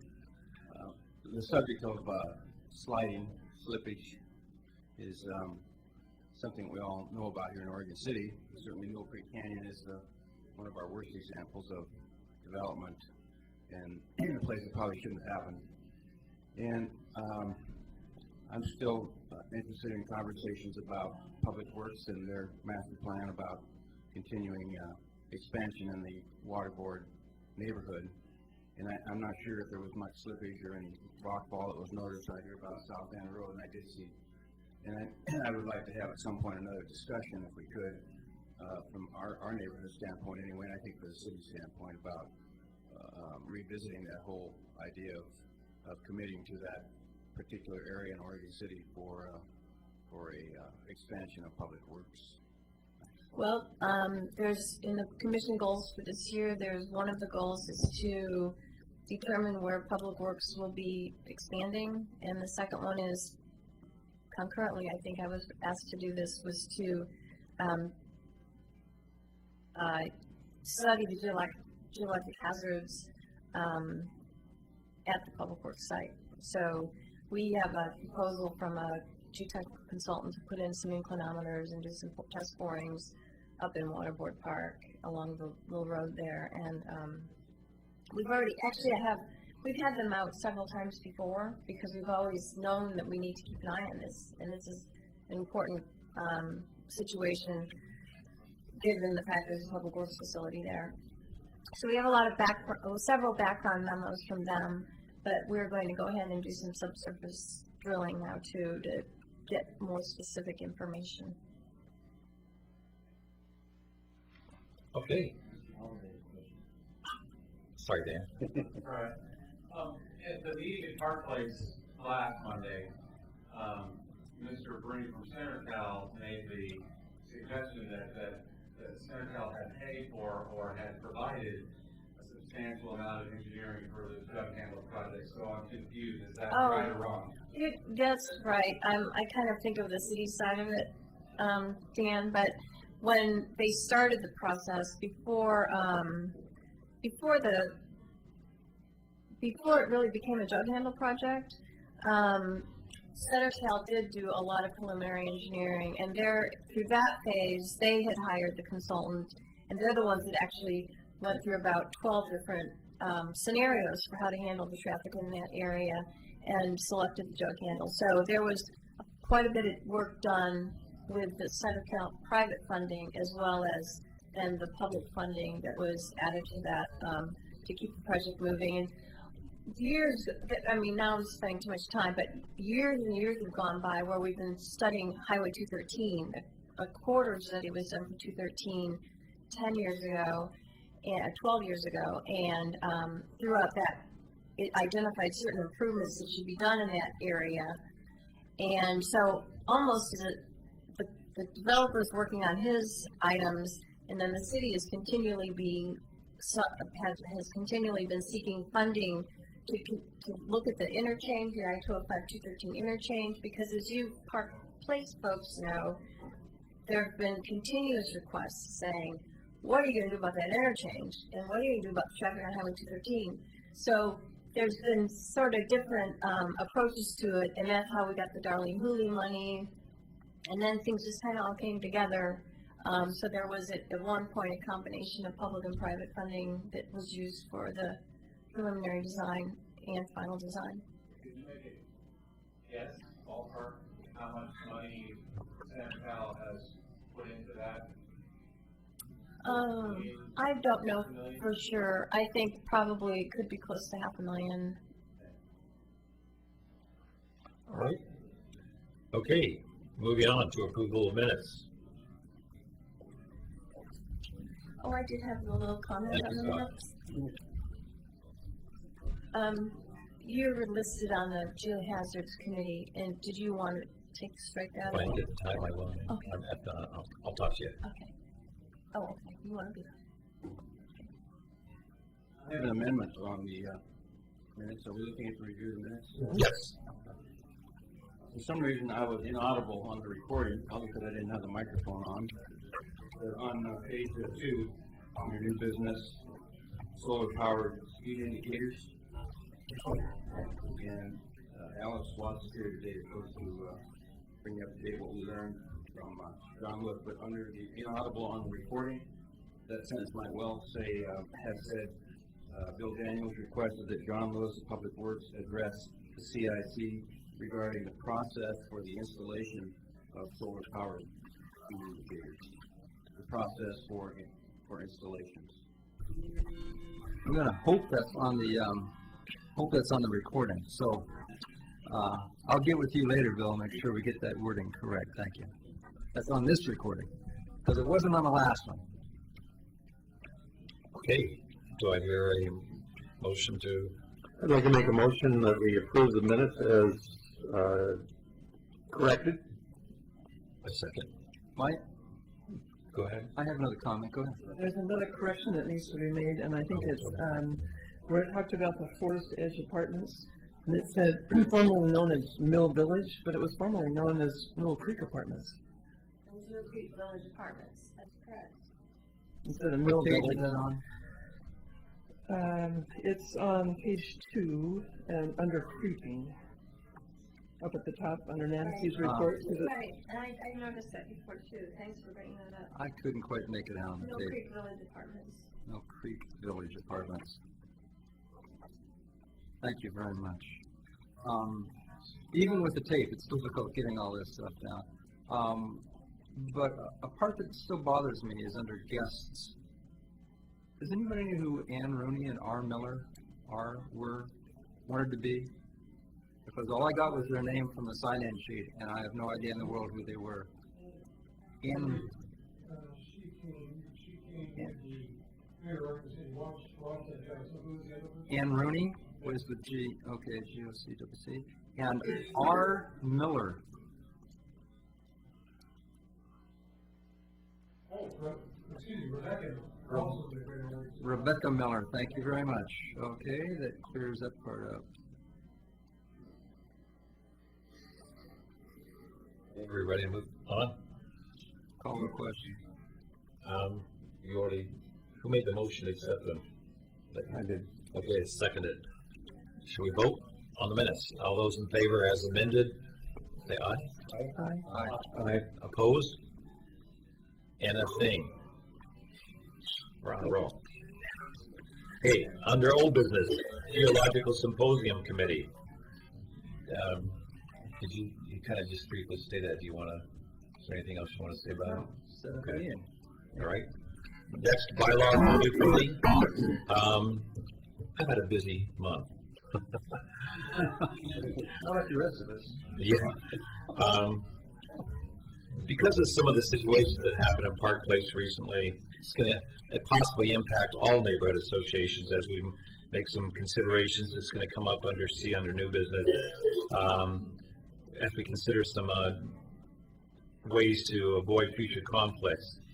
And we had a meeting last week with Dave Frazier and Chris and several people, and we asked for a copy of the original citizen participation. And this goes back to 78, 77. And this whole thing, it looks like it's going to be a little bit more time intensive because even reviewing these, it said that to provide for geographic representatives on the CIC Council, one representative from each neighborhood should serve on the council. It does say there's an alternate, but it also comes in and comments that there should only be one vote for each neighborhood rather than two, because you never know how many are going to show up at any given time. There's bylaws. I remember in Park Place a while back, they said that we didn't have officers. It was about 4 years ago because they were reviewing to make sure all bylaws and all neighborhoods were the same. But I have a feeling they're different because each one has a little bit of, this is when our meetings are, when they're not. So I think it's going to take a little bit more in depth. And I'd like right now on that bylaws review committee, we adopted some for CIC, but I'm not sure if we were really aware of these that were there. Even Nancy Hyde had to go dig these up. So to avoid conflicts, I don't know if this would ever happen again in any other neighborhood association, what happened in Park Place, but to avoid that, just in case, that's why I think we need to look at all these, what's appropriate, what's not. And Chris will discuss a form that she's come up with to sign off on newsletters and things like that. But right now on that bylaws review committee, it's William, Tom, O'Brien, Damon maybe, and I believe myself, but I don't see my name there. And I'm wondering if there's somebody else that would be interested in, from another neighborhood association being on there. Just to give us ideas to see something in some of these bylaws that we didn't see. So I'm kind of looking around. Just a comment regarding that. Yes. Damon is no longer on the CIC. Is it appropriate that he be involved in that? I think a review of it. Damon was there with the setup of the current CIC. I think it would be appropriate to find out from him where that information came from and how we adopted and created the ones that we are currently operating under. So I think his input as an expert, would be important. Yeah. Howard, do you want to be on that? Volunteered. Okay, Howard. So Howard's going to be on that too, as well as myself. Who's chairing that? I guess I will at this point. Okay. And Howard. Okay. So again, I don't think these are available out there, but if anyone would like to see a copy of it, it's got a lot of information from 77 and 78. We have a copy that Nancy Itis sent out. My recollections are that though part of that, where you were talking about the 2 vote, that was changed, and I think that was formally changed at one of the meetings of the CIC. Of the current CIC. Yeah. And the reason why it came up was because of the fact that it was brought into question by a couple individuals. Is the CIC really supposed to be a grouping of all neighborhood associations? Wasn't the CIC only created for the downtown area, which is not a neighborhood? So that came up, and that's why I asked for this. And this was sent out last Thursday or Friday, just so we can get some clarification. So I had asked maybe we need to say who's really responsible. Should we look at these in comparison to our current ones to find out did we do something that wasn't supposed to happen? I'm talking about before. I'm talking probably 10, 12 years ago that change was made. Because it was a big issue in Rivercrest. Would you like to be a part of that so you could give us the historical at some point? Yeah. God, As long as you don't do it before May. That we don't do it before May? No. You don't want something besides the Easter? I got several things going. That's late April, that's right. Okay, appreciate it, but we'll let you know because I think I'll send this out to everybody on that group just so you can look at it. I don't know of any other document between this one and the one that Damon and all of us put together in the last, when we resurrected this, but I think it's important that we know how this works and how our neighborhood associations, how different are all the different ones. And there's probably a good reason for it.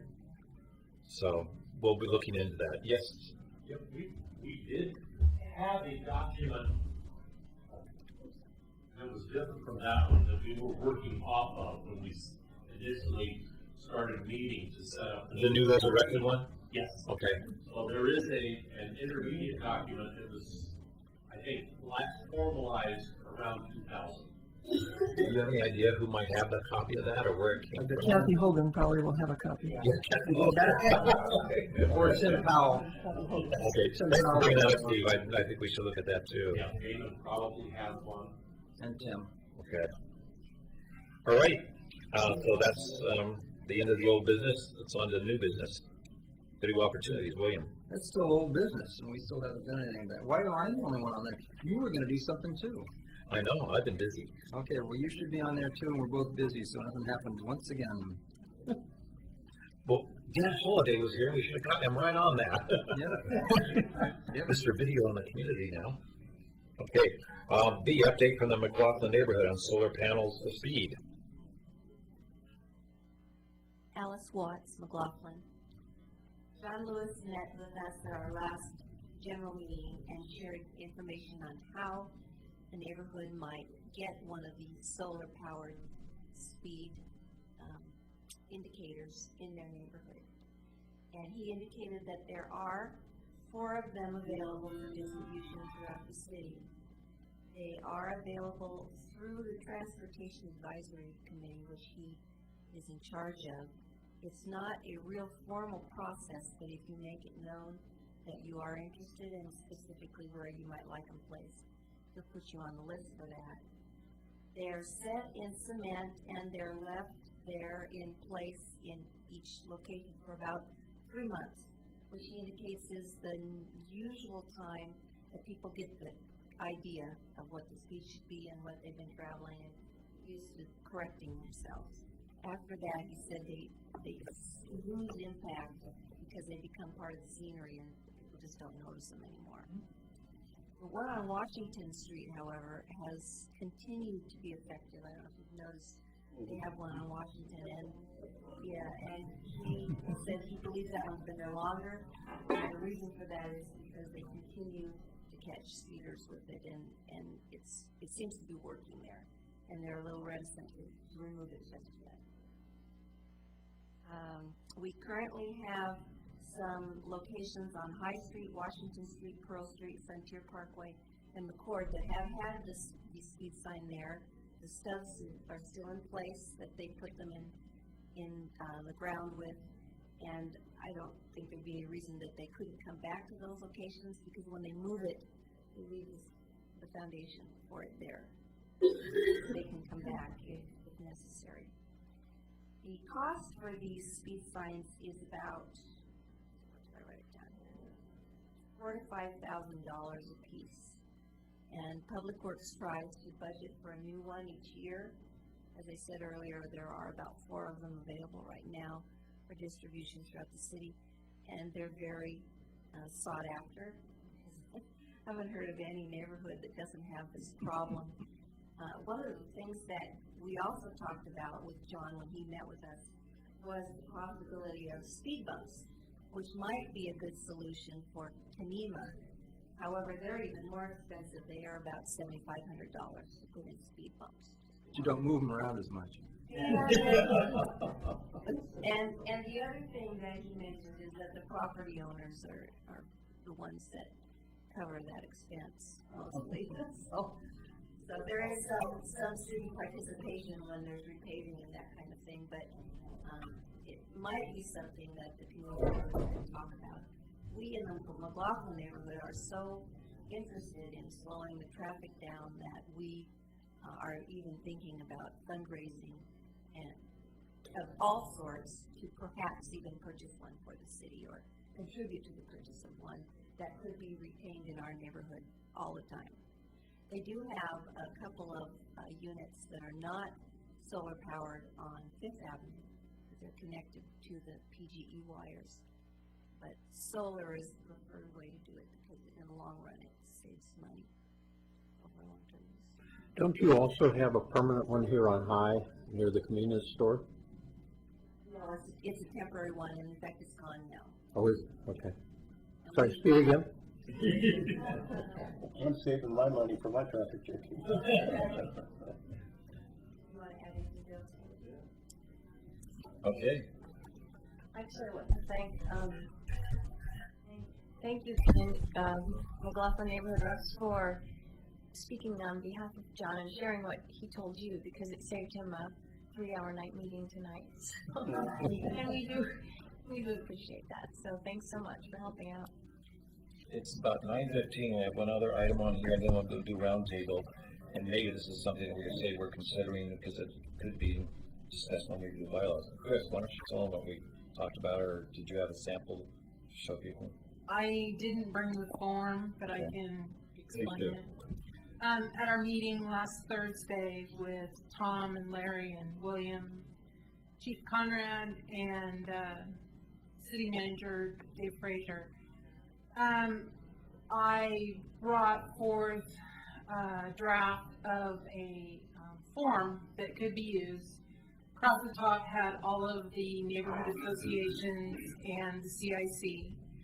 A signature line for the requisitioner, for example, the person who's requesting that the newsletter be done. And 2 lines under that for 2 more signatures, whether that might be the requisitioner and another person, or a vice chair and a chair. And then the lower portion, just for my own use, marking down, when it was sent to the printers, what the invoice number is, what the cost. And so it was all onto one sheet. There were a couple comments that they thought that maybe it was going to be a little too much time constraint on getting it done. But I think overall, if everybody uses their time efficiently, on my end, I would appreciate it, because I do not want to go through what I went through. I will not go through that again. So that was more than I wanted to do. So I would appreciate it if the CIC board would take that recommendation and put it into use. Bring it out next time. We'll put it on there. Okay. Mr. Chair? Yes. I would like to make a quick recommendation that we, at the next CIC meeting, that we bring in the people from Oregon Department of Fish and Game. The biologists would like to explain to the city what they're doing down at the falls. Obviously, if you listen a little bit, you hear some bang bang going on, but they would be very happy to come in and explain what they're doing, and it would be nice to have it done technically. So, Paul, they have asked you, I mean, I know I've heard some conversation lately that calling in too many people on their time or city time. They would like to come in. Okay. They said that they would like to come in and explain what they're doing. Okay. Yes, sir. Excuse me. Before we jumped onto the next topic, I didn't think we were quite finished with Chris's, and the fact that I would propose that the document that she created, that we would distribute it to all the representatives and get that we would send that copy out for their comments before next meeting. Okay. I think the detail behind all of it isn't important. I think it's just caution, protecting credit. Okay. Yes, Steve. I believe that the detail behind it is important, because what went on is a part of why it went. You sure you want to bring all that out now, or is that for our neighborhood to discuss? Apparently it's for everybody, because it was brought up at the city commission when both you and Nancy you were first. Carter was second. What I did was apologize to Chris, to say I'm sorry that she went through this. That apology was taken as being an admission of wrongdoing on my part. No, I was apologizing for the unconscionable way that my neighbors treated her for doing something that was required to be done by our bylaws. We will have a meeting on the 4th Monday of February, because the 3rd Monday is a holiday. So, we will have steering committee meetings on the 3rd Monday of the month. We had no meeting. We had no meeting in November. We had no meeting in September. It was canceled and we tried to but that didn't work. There was no meeting in November, no meeting in January. I tried to find out why we were not having a meeting. I came before the CIC and said, our neighborhood has just gone belly up. So, you came to and said it was your job to have done, if it wasn't going to be Nancy, we decided that she was not going to have a meeting because she wasn't doing anything. And it was your job to take that on. You didn't do anything either. So, I actually met with 3 other members of the steering committee, and we came up with an agenda. Her form would work perfectly well for those 4 members of the steering committee to sign off on. I would love to have had your involvement, but you never responded to my request for what happened to our steering committee meeting.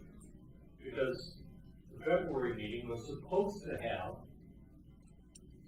our slate of candidates. so that we can have an election in May. Well, we will present our slate of candidates in May. I don't know when we'll have our election. So when I talked to you at the last CIC meeting, we did not come to a conclusion that we were going to have a meeting. You didn't take it on. You said that you should be taking it on as the vice chair, and now as the chair. I'm glad that you have called a steering committee meeting, although according to the bylaws that you kept saying that I was flouting, that meeting should be on the third Monday. Well, yes, people have trouble meeting on the Mondays. But that's our bylaw. Are you done? Where are we going with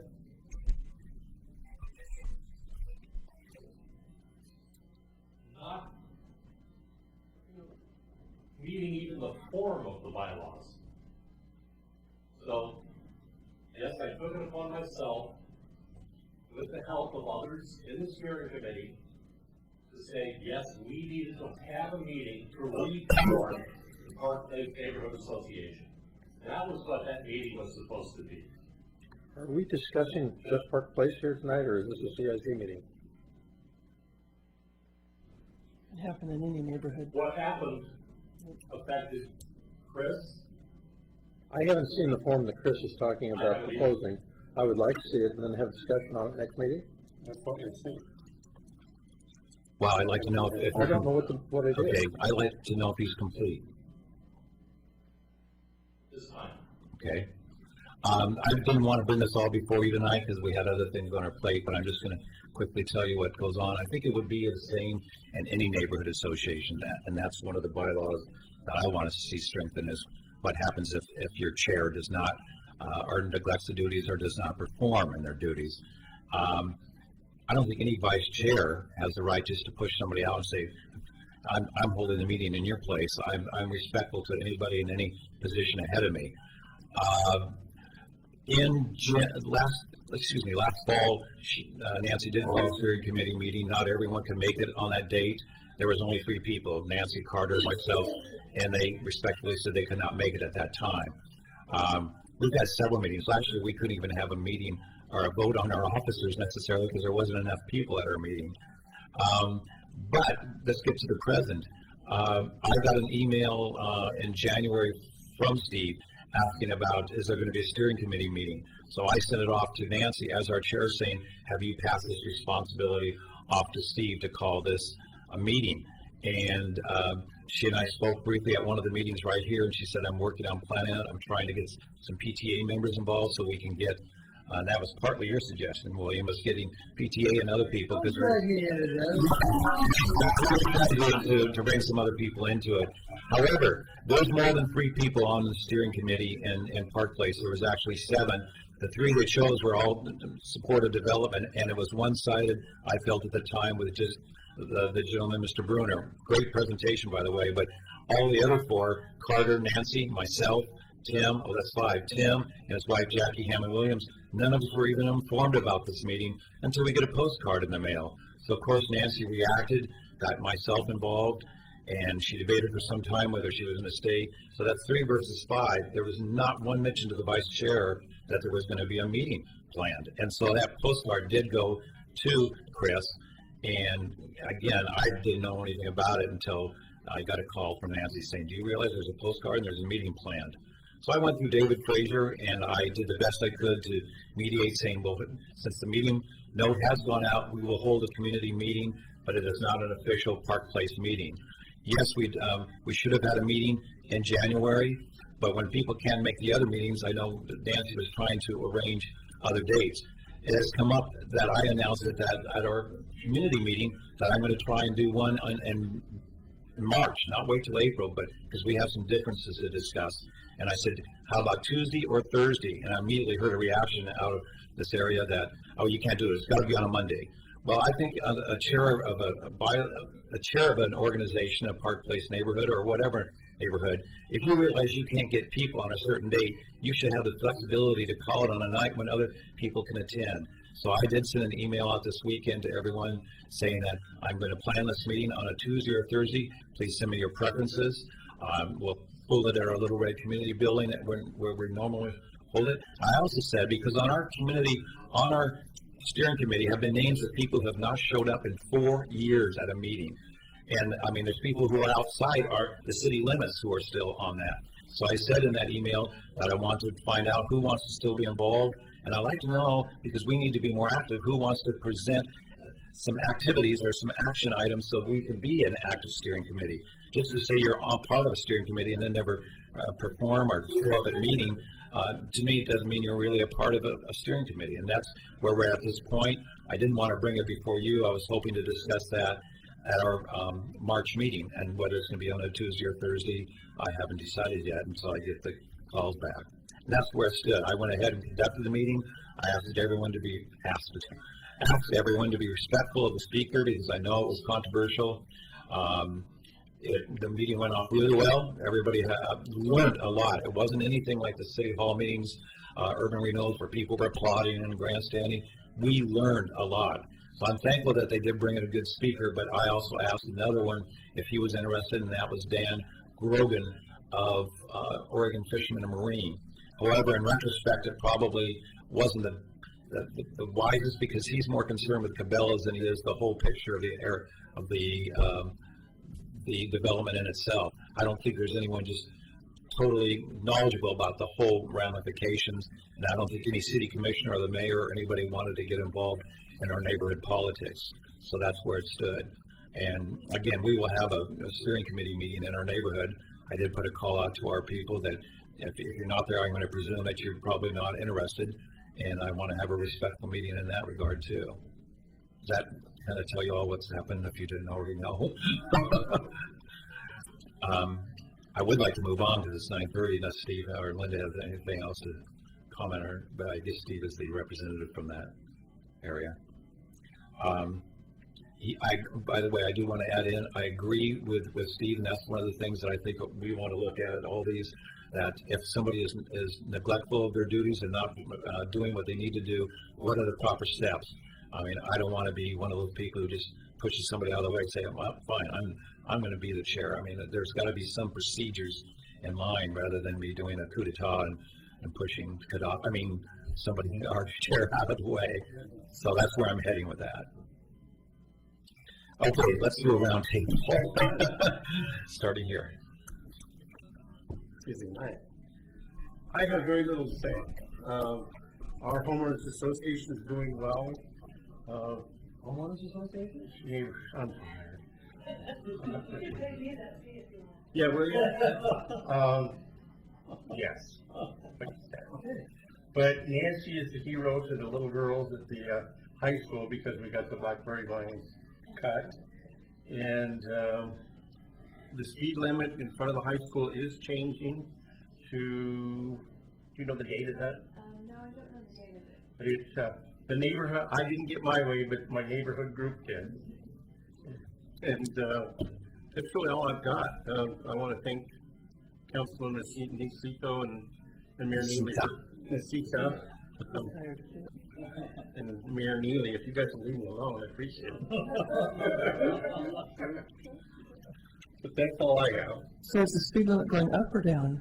It's going to be posted at 20 miles per hour 3 times during the day, and it'll go to 40 miles an hour the rest of the time. The school, I want to add there, the school district is paying for a flashing speed, flashing lights that will tell you when the school zone is in force. Mm-hmm. And at the Caulfield Neighborhood Association, that's what they wanted. I wanted to leave it like it was, but I got outvoted. Thank you. I think that's really big of you to actually represent your neighborhood instead of just your own personal opinion. That's great. That's great. Oh, if you did that, Hillendale Neighborhood Association. Probably the biggest thing that happened in Hillendale this last month was the groundbreaking for the Safeway, which happened Friday. Our esteemed mayor gave a presentation there. It was really a nice little ceremony, and at least they had coffee and donuts, which is more than the Park Place Association offered at their meeting. It wasn't a Park Place Association. Oh, I'm sorry. Well, whoever held that community meeting, they didn't offer anything. Bourbon was a... That's exactly what it was, yeah. So if you want to come to Caulfield, we always have. You know, good treats at Caulfield, but stop by. The interesting thing about the Safeway is that the president was there, and they're projecting that building may be occupied as early as Thanksgiving. Yeah, astonishing. Let me see. Anything else happening in Hillendale? I can't think of anything right now. Oh, you'll have your turn.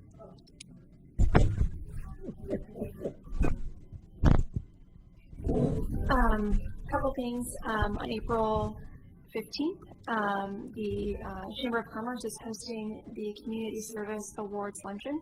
So recognizing members from different service clubs in the school district for community service. So if you serve on any of those, if you're a Kiwanis or a Lion or a Rotary member and have not been contacted, you soon will. But again, that's April 15th, 11:30, and location is to be determined at this point.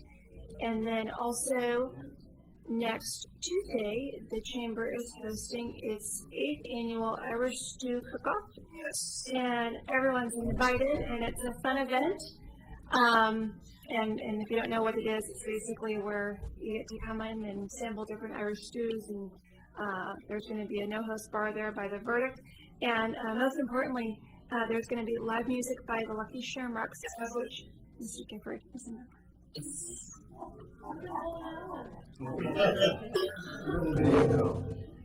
Oh, excuse me, can I squeeze one more thing in there? Because I thought Chris was going to mention it, and she must slip her mind. But I want to put on the table for future consideration. It doesn't even have to be next month or sometime soon. The boundaries for the neighborhood associations are not in sync with the boundaries that the police department uses. And if we could ever consider realigning our boundaries just a little bit, we could get much more accurate statistical information from what the police department captures in their books. And I would just like for us to consider reevaluating those boundaries. And I'll work on that map. And Chris is going to work on trying to get an overlay map. And by the way, I want to point out the map that's on the wall over here, provided by David Knoll, our super guide for the city, showing the neighborhood boundaries as they exist now. And we can get an overlay map showing what the police boundaries are and see how close they align. Excuse me. Yeah, I'll be mad if they throw me on Rivercrest. Working all those years. Rivercrest, we've got the Egg Hunt, of course, coming up, the citywide. It's a city event that Rivercrest took over several years ago. Now I think it's our 15th or 16th annual. And we're still looking for donations. We sent out letters to a number of people in the community asking for donations of individually wrapped candies. So keep us in mind, it's coming up. I also want to remind people of the citywide cleanup, which is April 16th, I think. 16th, yeah. And one of my other pet places, the Stevens Crawford House, is going to be a child-safe place for people to be, and we're going to do a little work over at Ermatinger as well.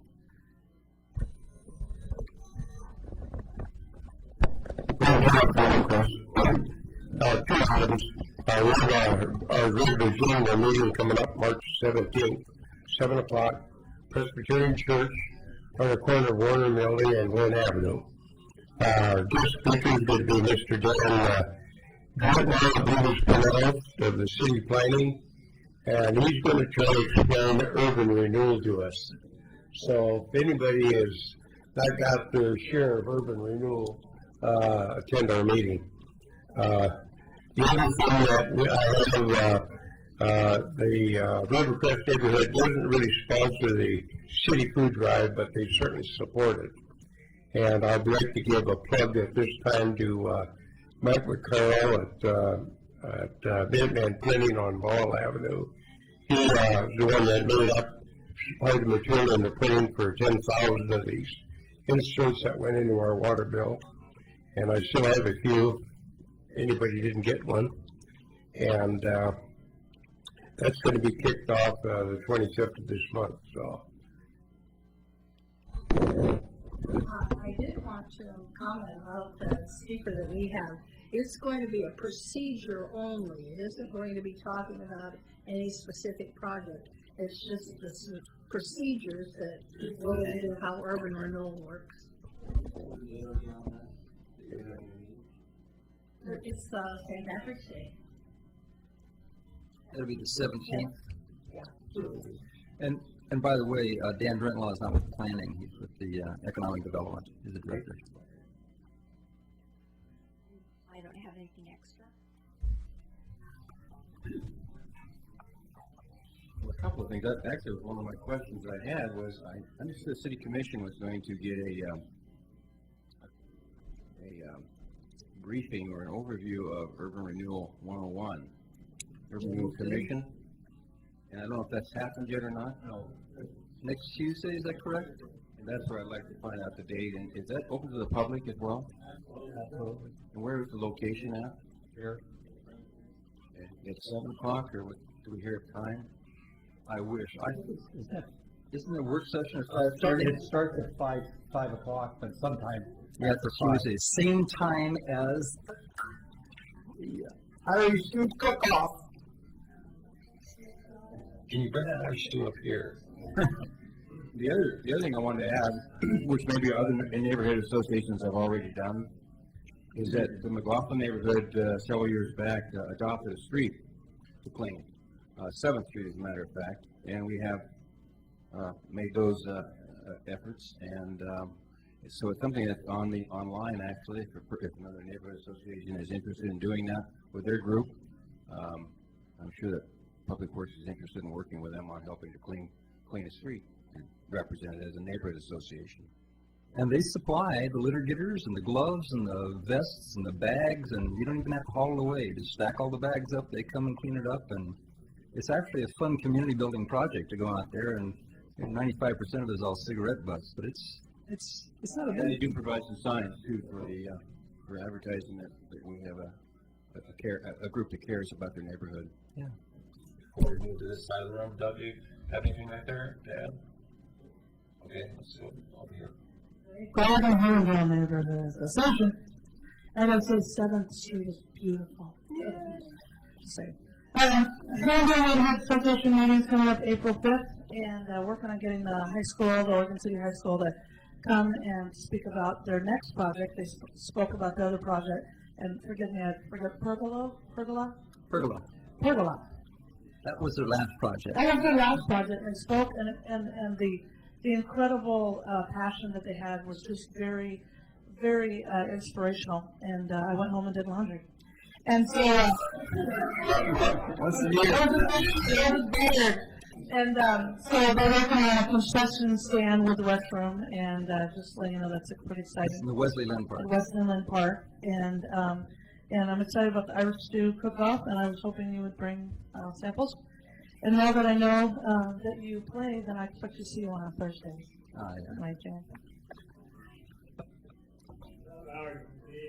We don't have anything going on that I know about, other than we're anticipating our park is going to start. We got it all together and put it together. We can get down to all this good stuff, so that's coming soon.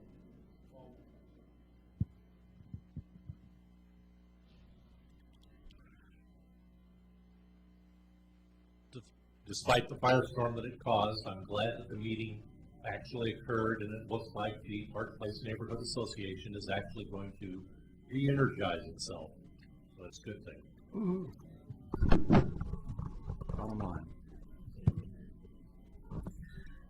I'm Andrea Rickenbach from the South End Neighborhood Association, and we have canceled our neighborhood meeting for March because of lack of funding to send out a newsletter to announce it, and we've decided since we only have enough for one more newsletter, we'll wait, and that meeting will be in May.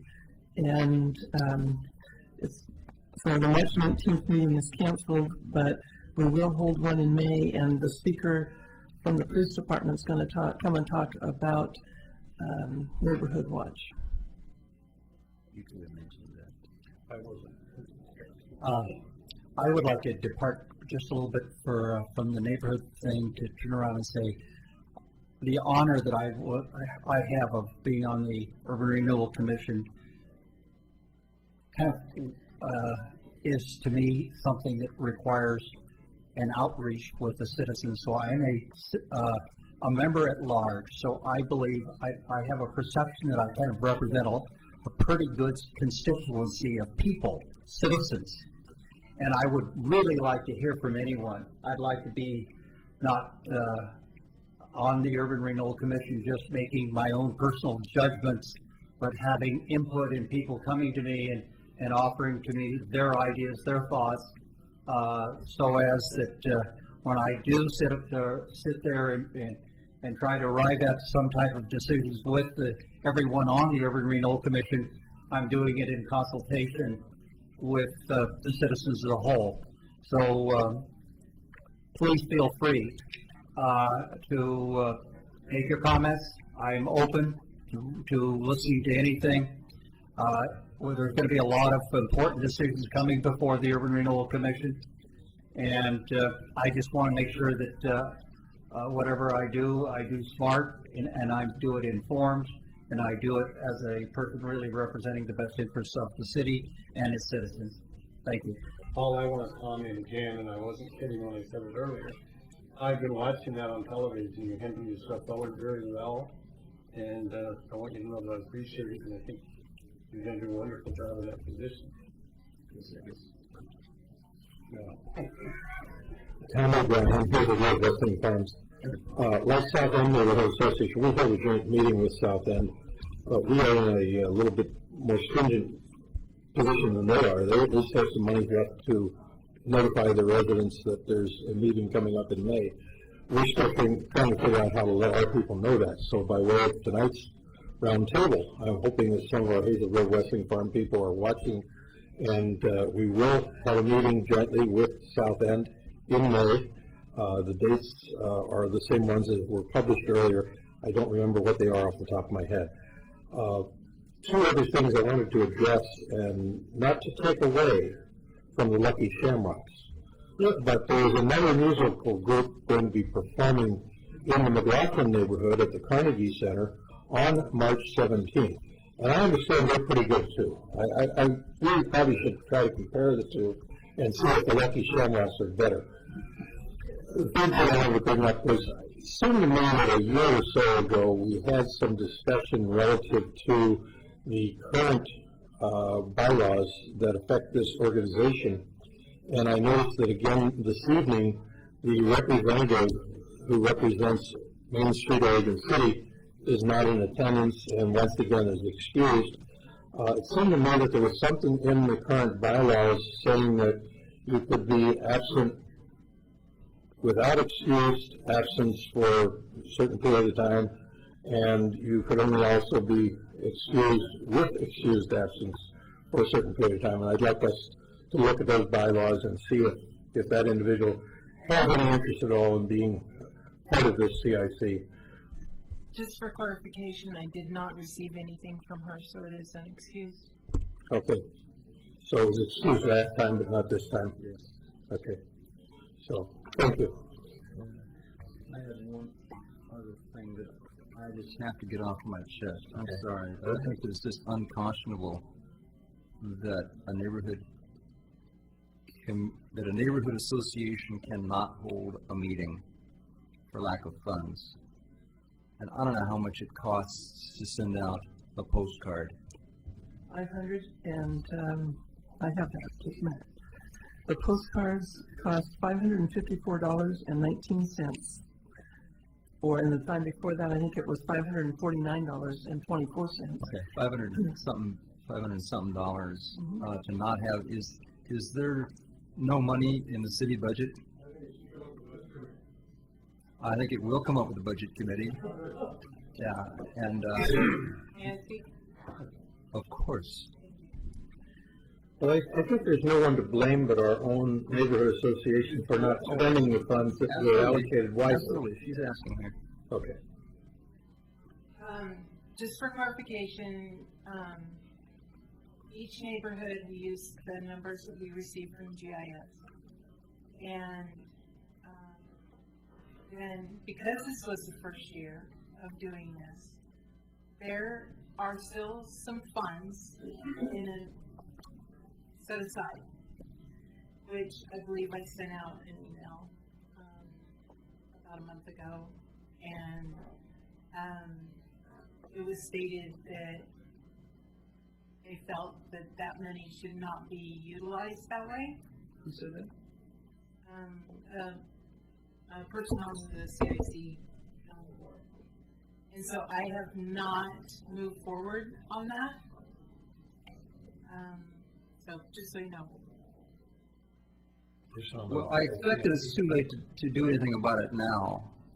Well, the problem at this point is not so much the March meeting because we haven't decided to cancel that, but we don't have any funds left because we did not spend them judiciously to publicize our May meeting. And I really would like to be able to publicize that because we do have Chief Conrad coming to speak to our groups. As I understand this, and correct me if I'm wrong, but we had allocated certain buckets for each neighborhood association, but there was an additional bucket for the CIC in general, that if one of these buckets got too low, and now that we're going to be adding two more, hopefully the Gaffney Lane and the Tower Vista will be coming on board soon in the next month or so, we're going to need some more funding, and I'm going to be bringing this up at the Budget Committee as well. But we could have dipped into that CIC bucket and produced those postcards for the South End and Hazel Grove. Well, on the allocation for this year, Tower Vista had in that bucket $1,464, which I presume has not been spent since there is no organization. That's but, correct.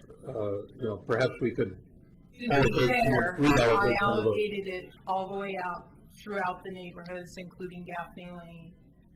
And when you were talking about the buckets, so there is the CIC bucket, which has X amount of people, so they got that amount of dollars allocated, but there were still some extra funds set aside. Mm-hmm. Is it ethical for Caulfield to loan them the money for the mail out? Sure. I don't believe that's my place. Okay. No, but it's our place. We don't. There is still funds available. Yeah. We don't have to take from another. Exactly. But those monies are fungible. That is, that we were only given guidelines by the city manager as to how those funds could be distributed. We can move those around any way this board feels that we ought to do it.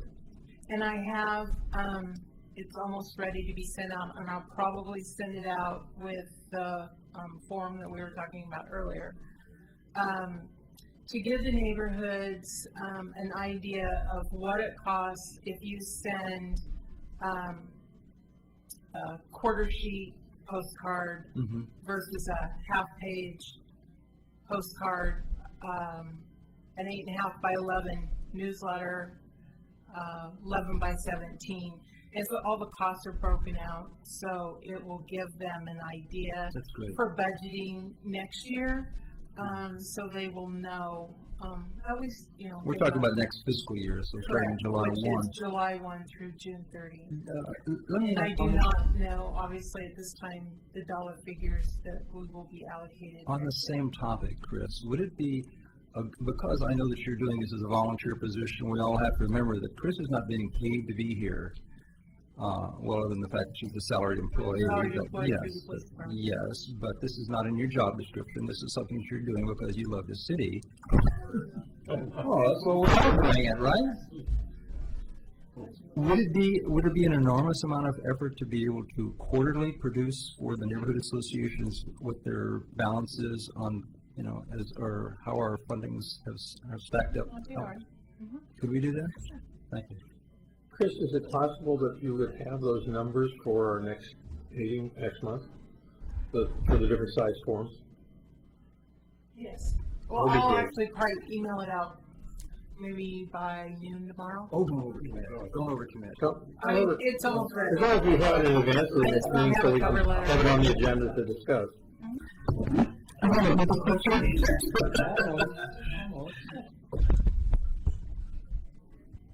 One idea that you may have already thought of for newsletters, which is how McLaughlin Neighborhood distributes information about what's going on and when the next meeting is that we solicit advertising in the form of a business card.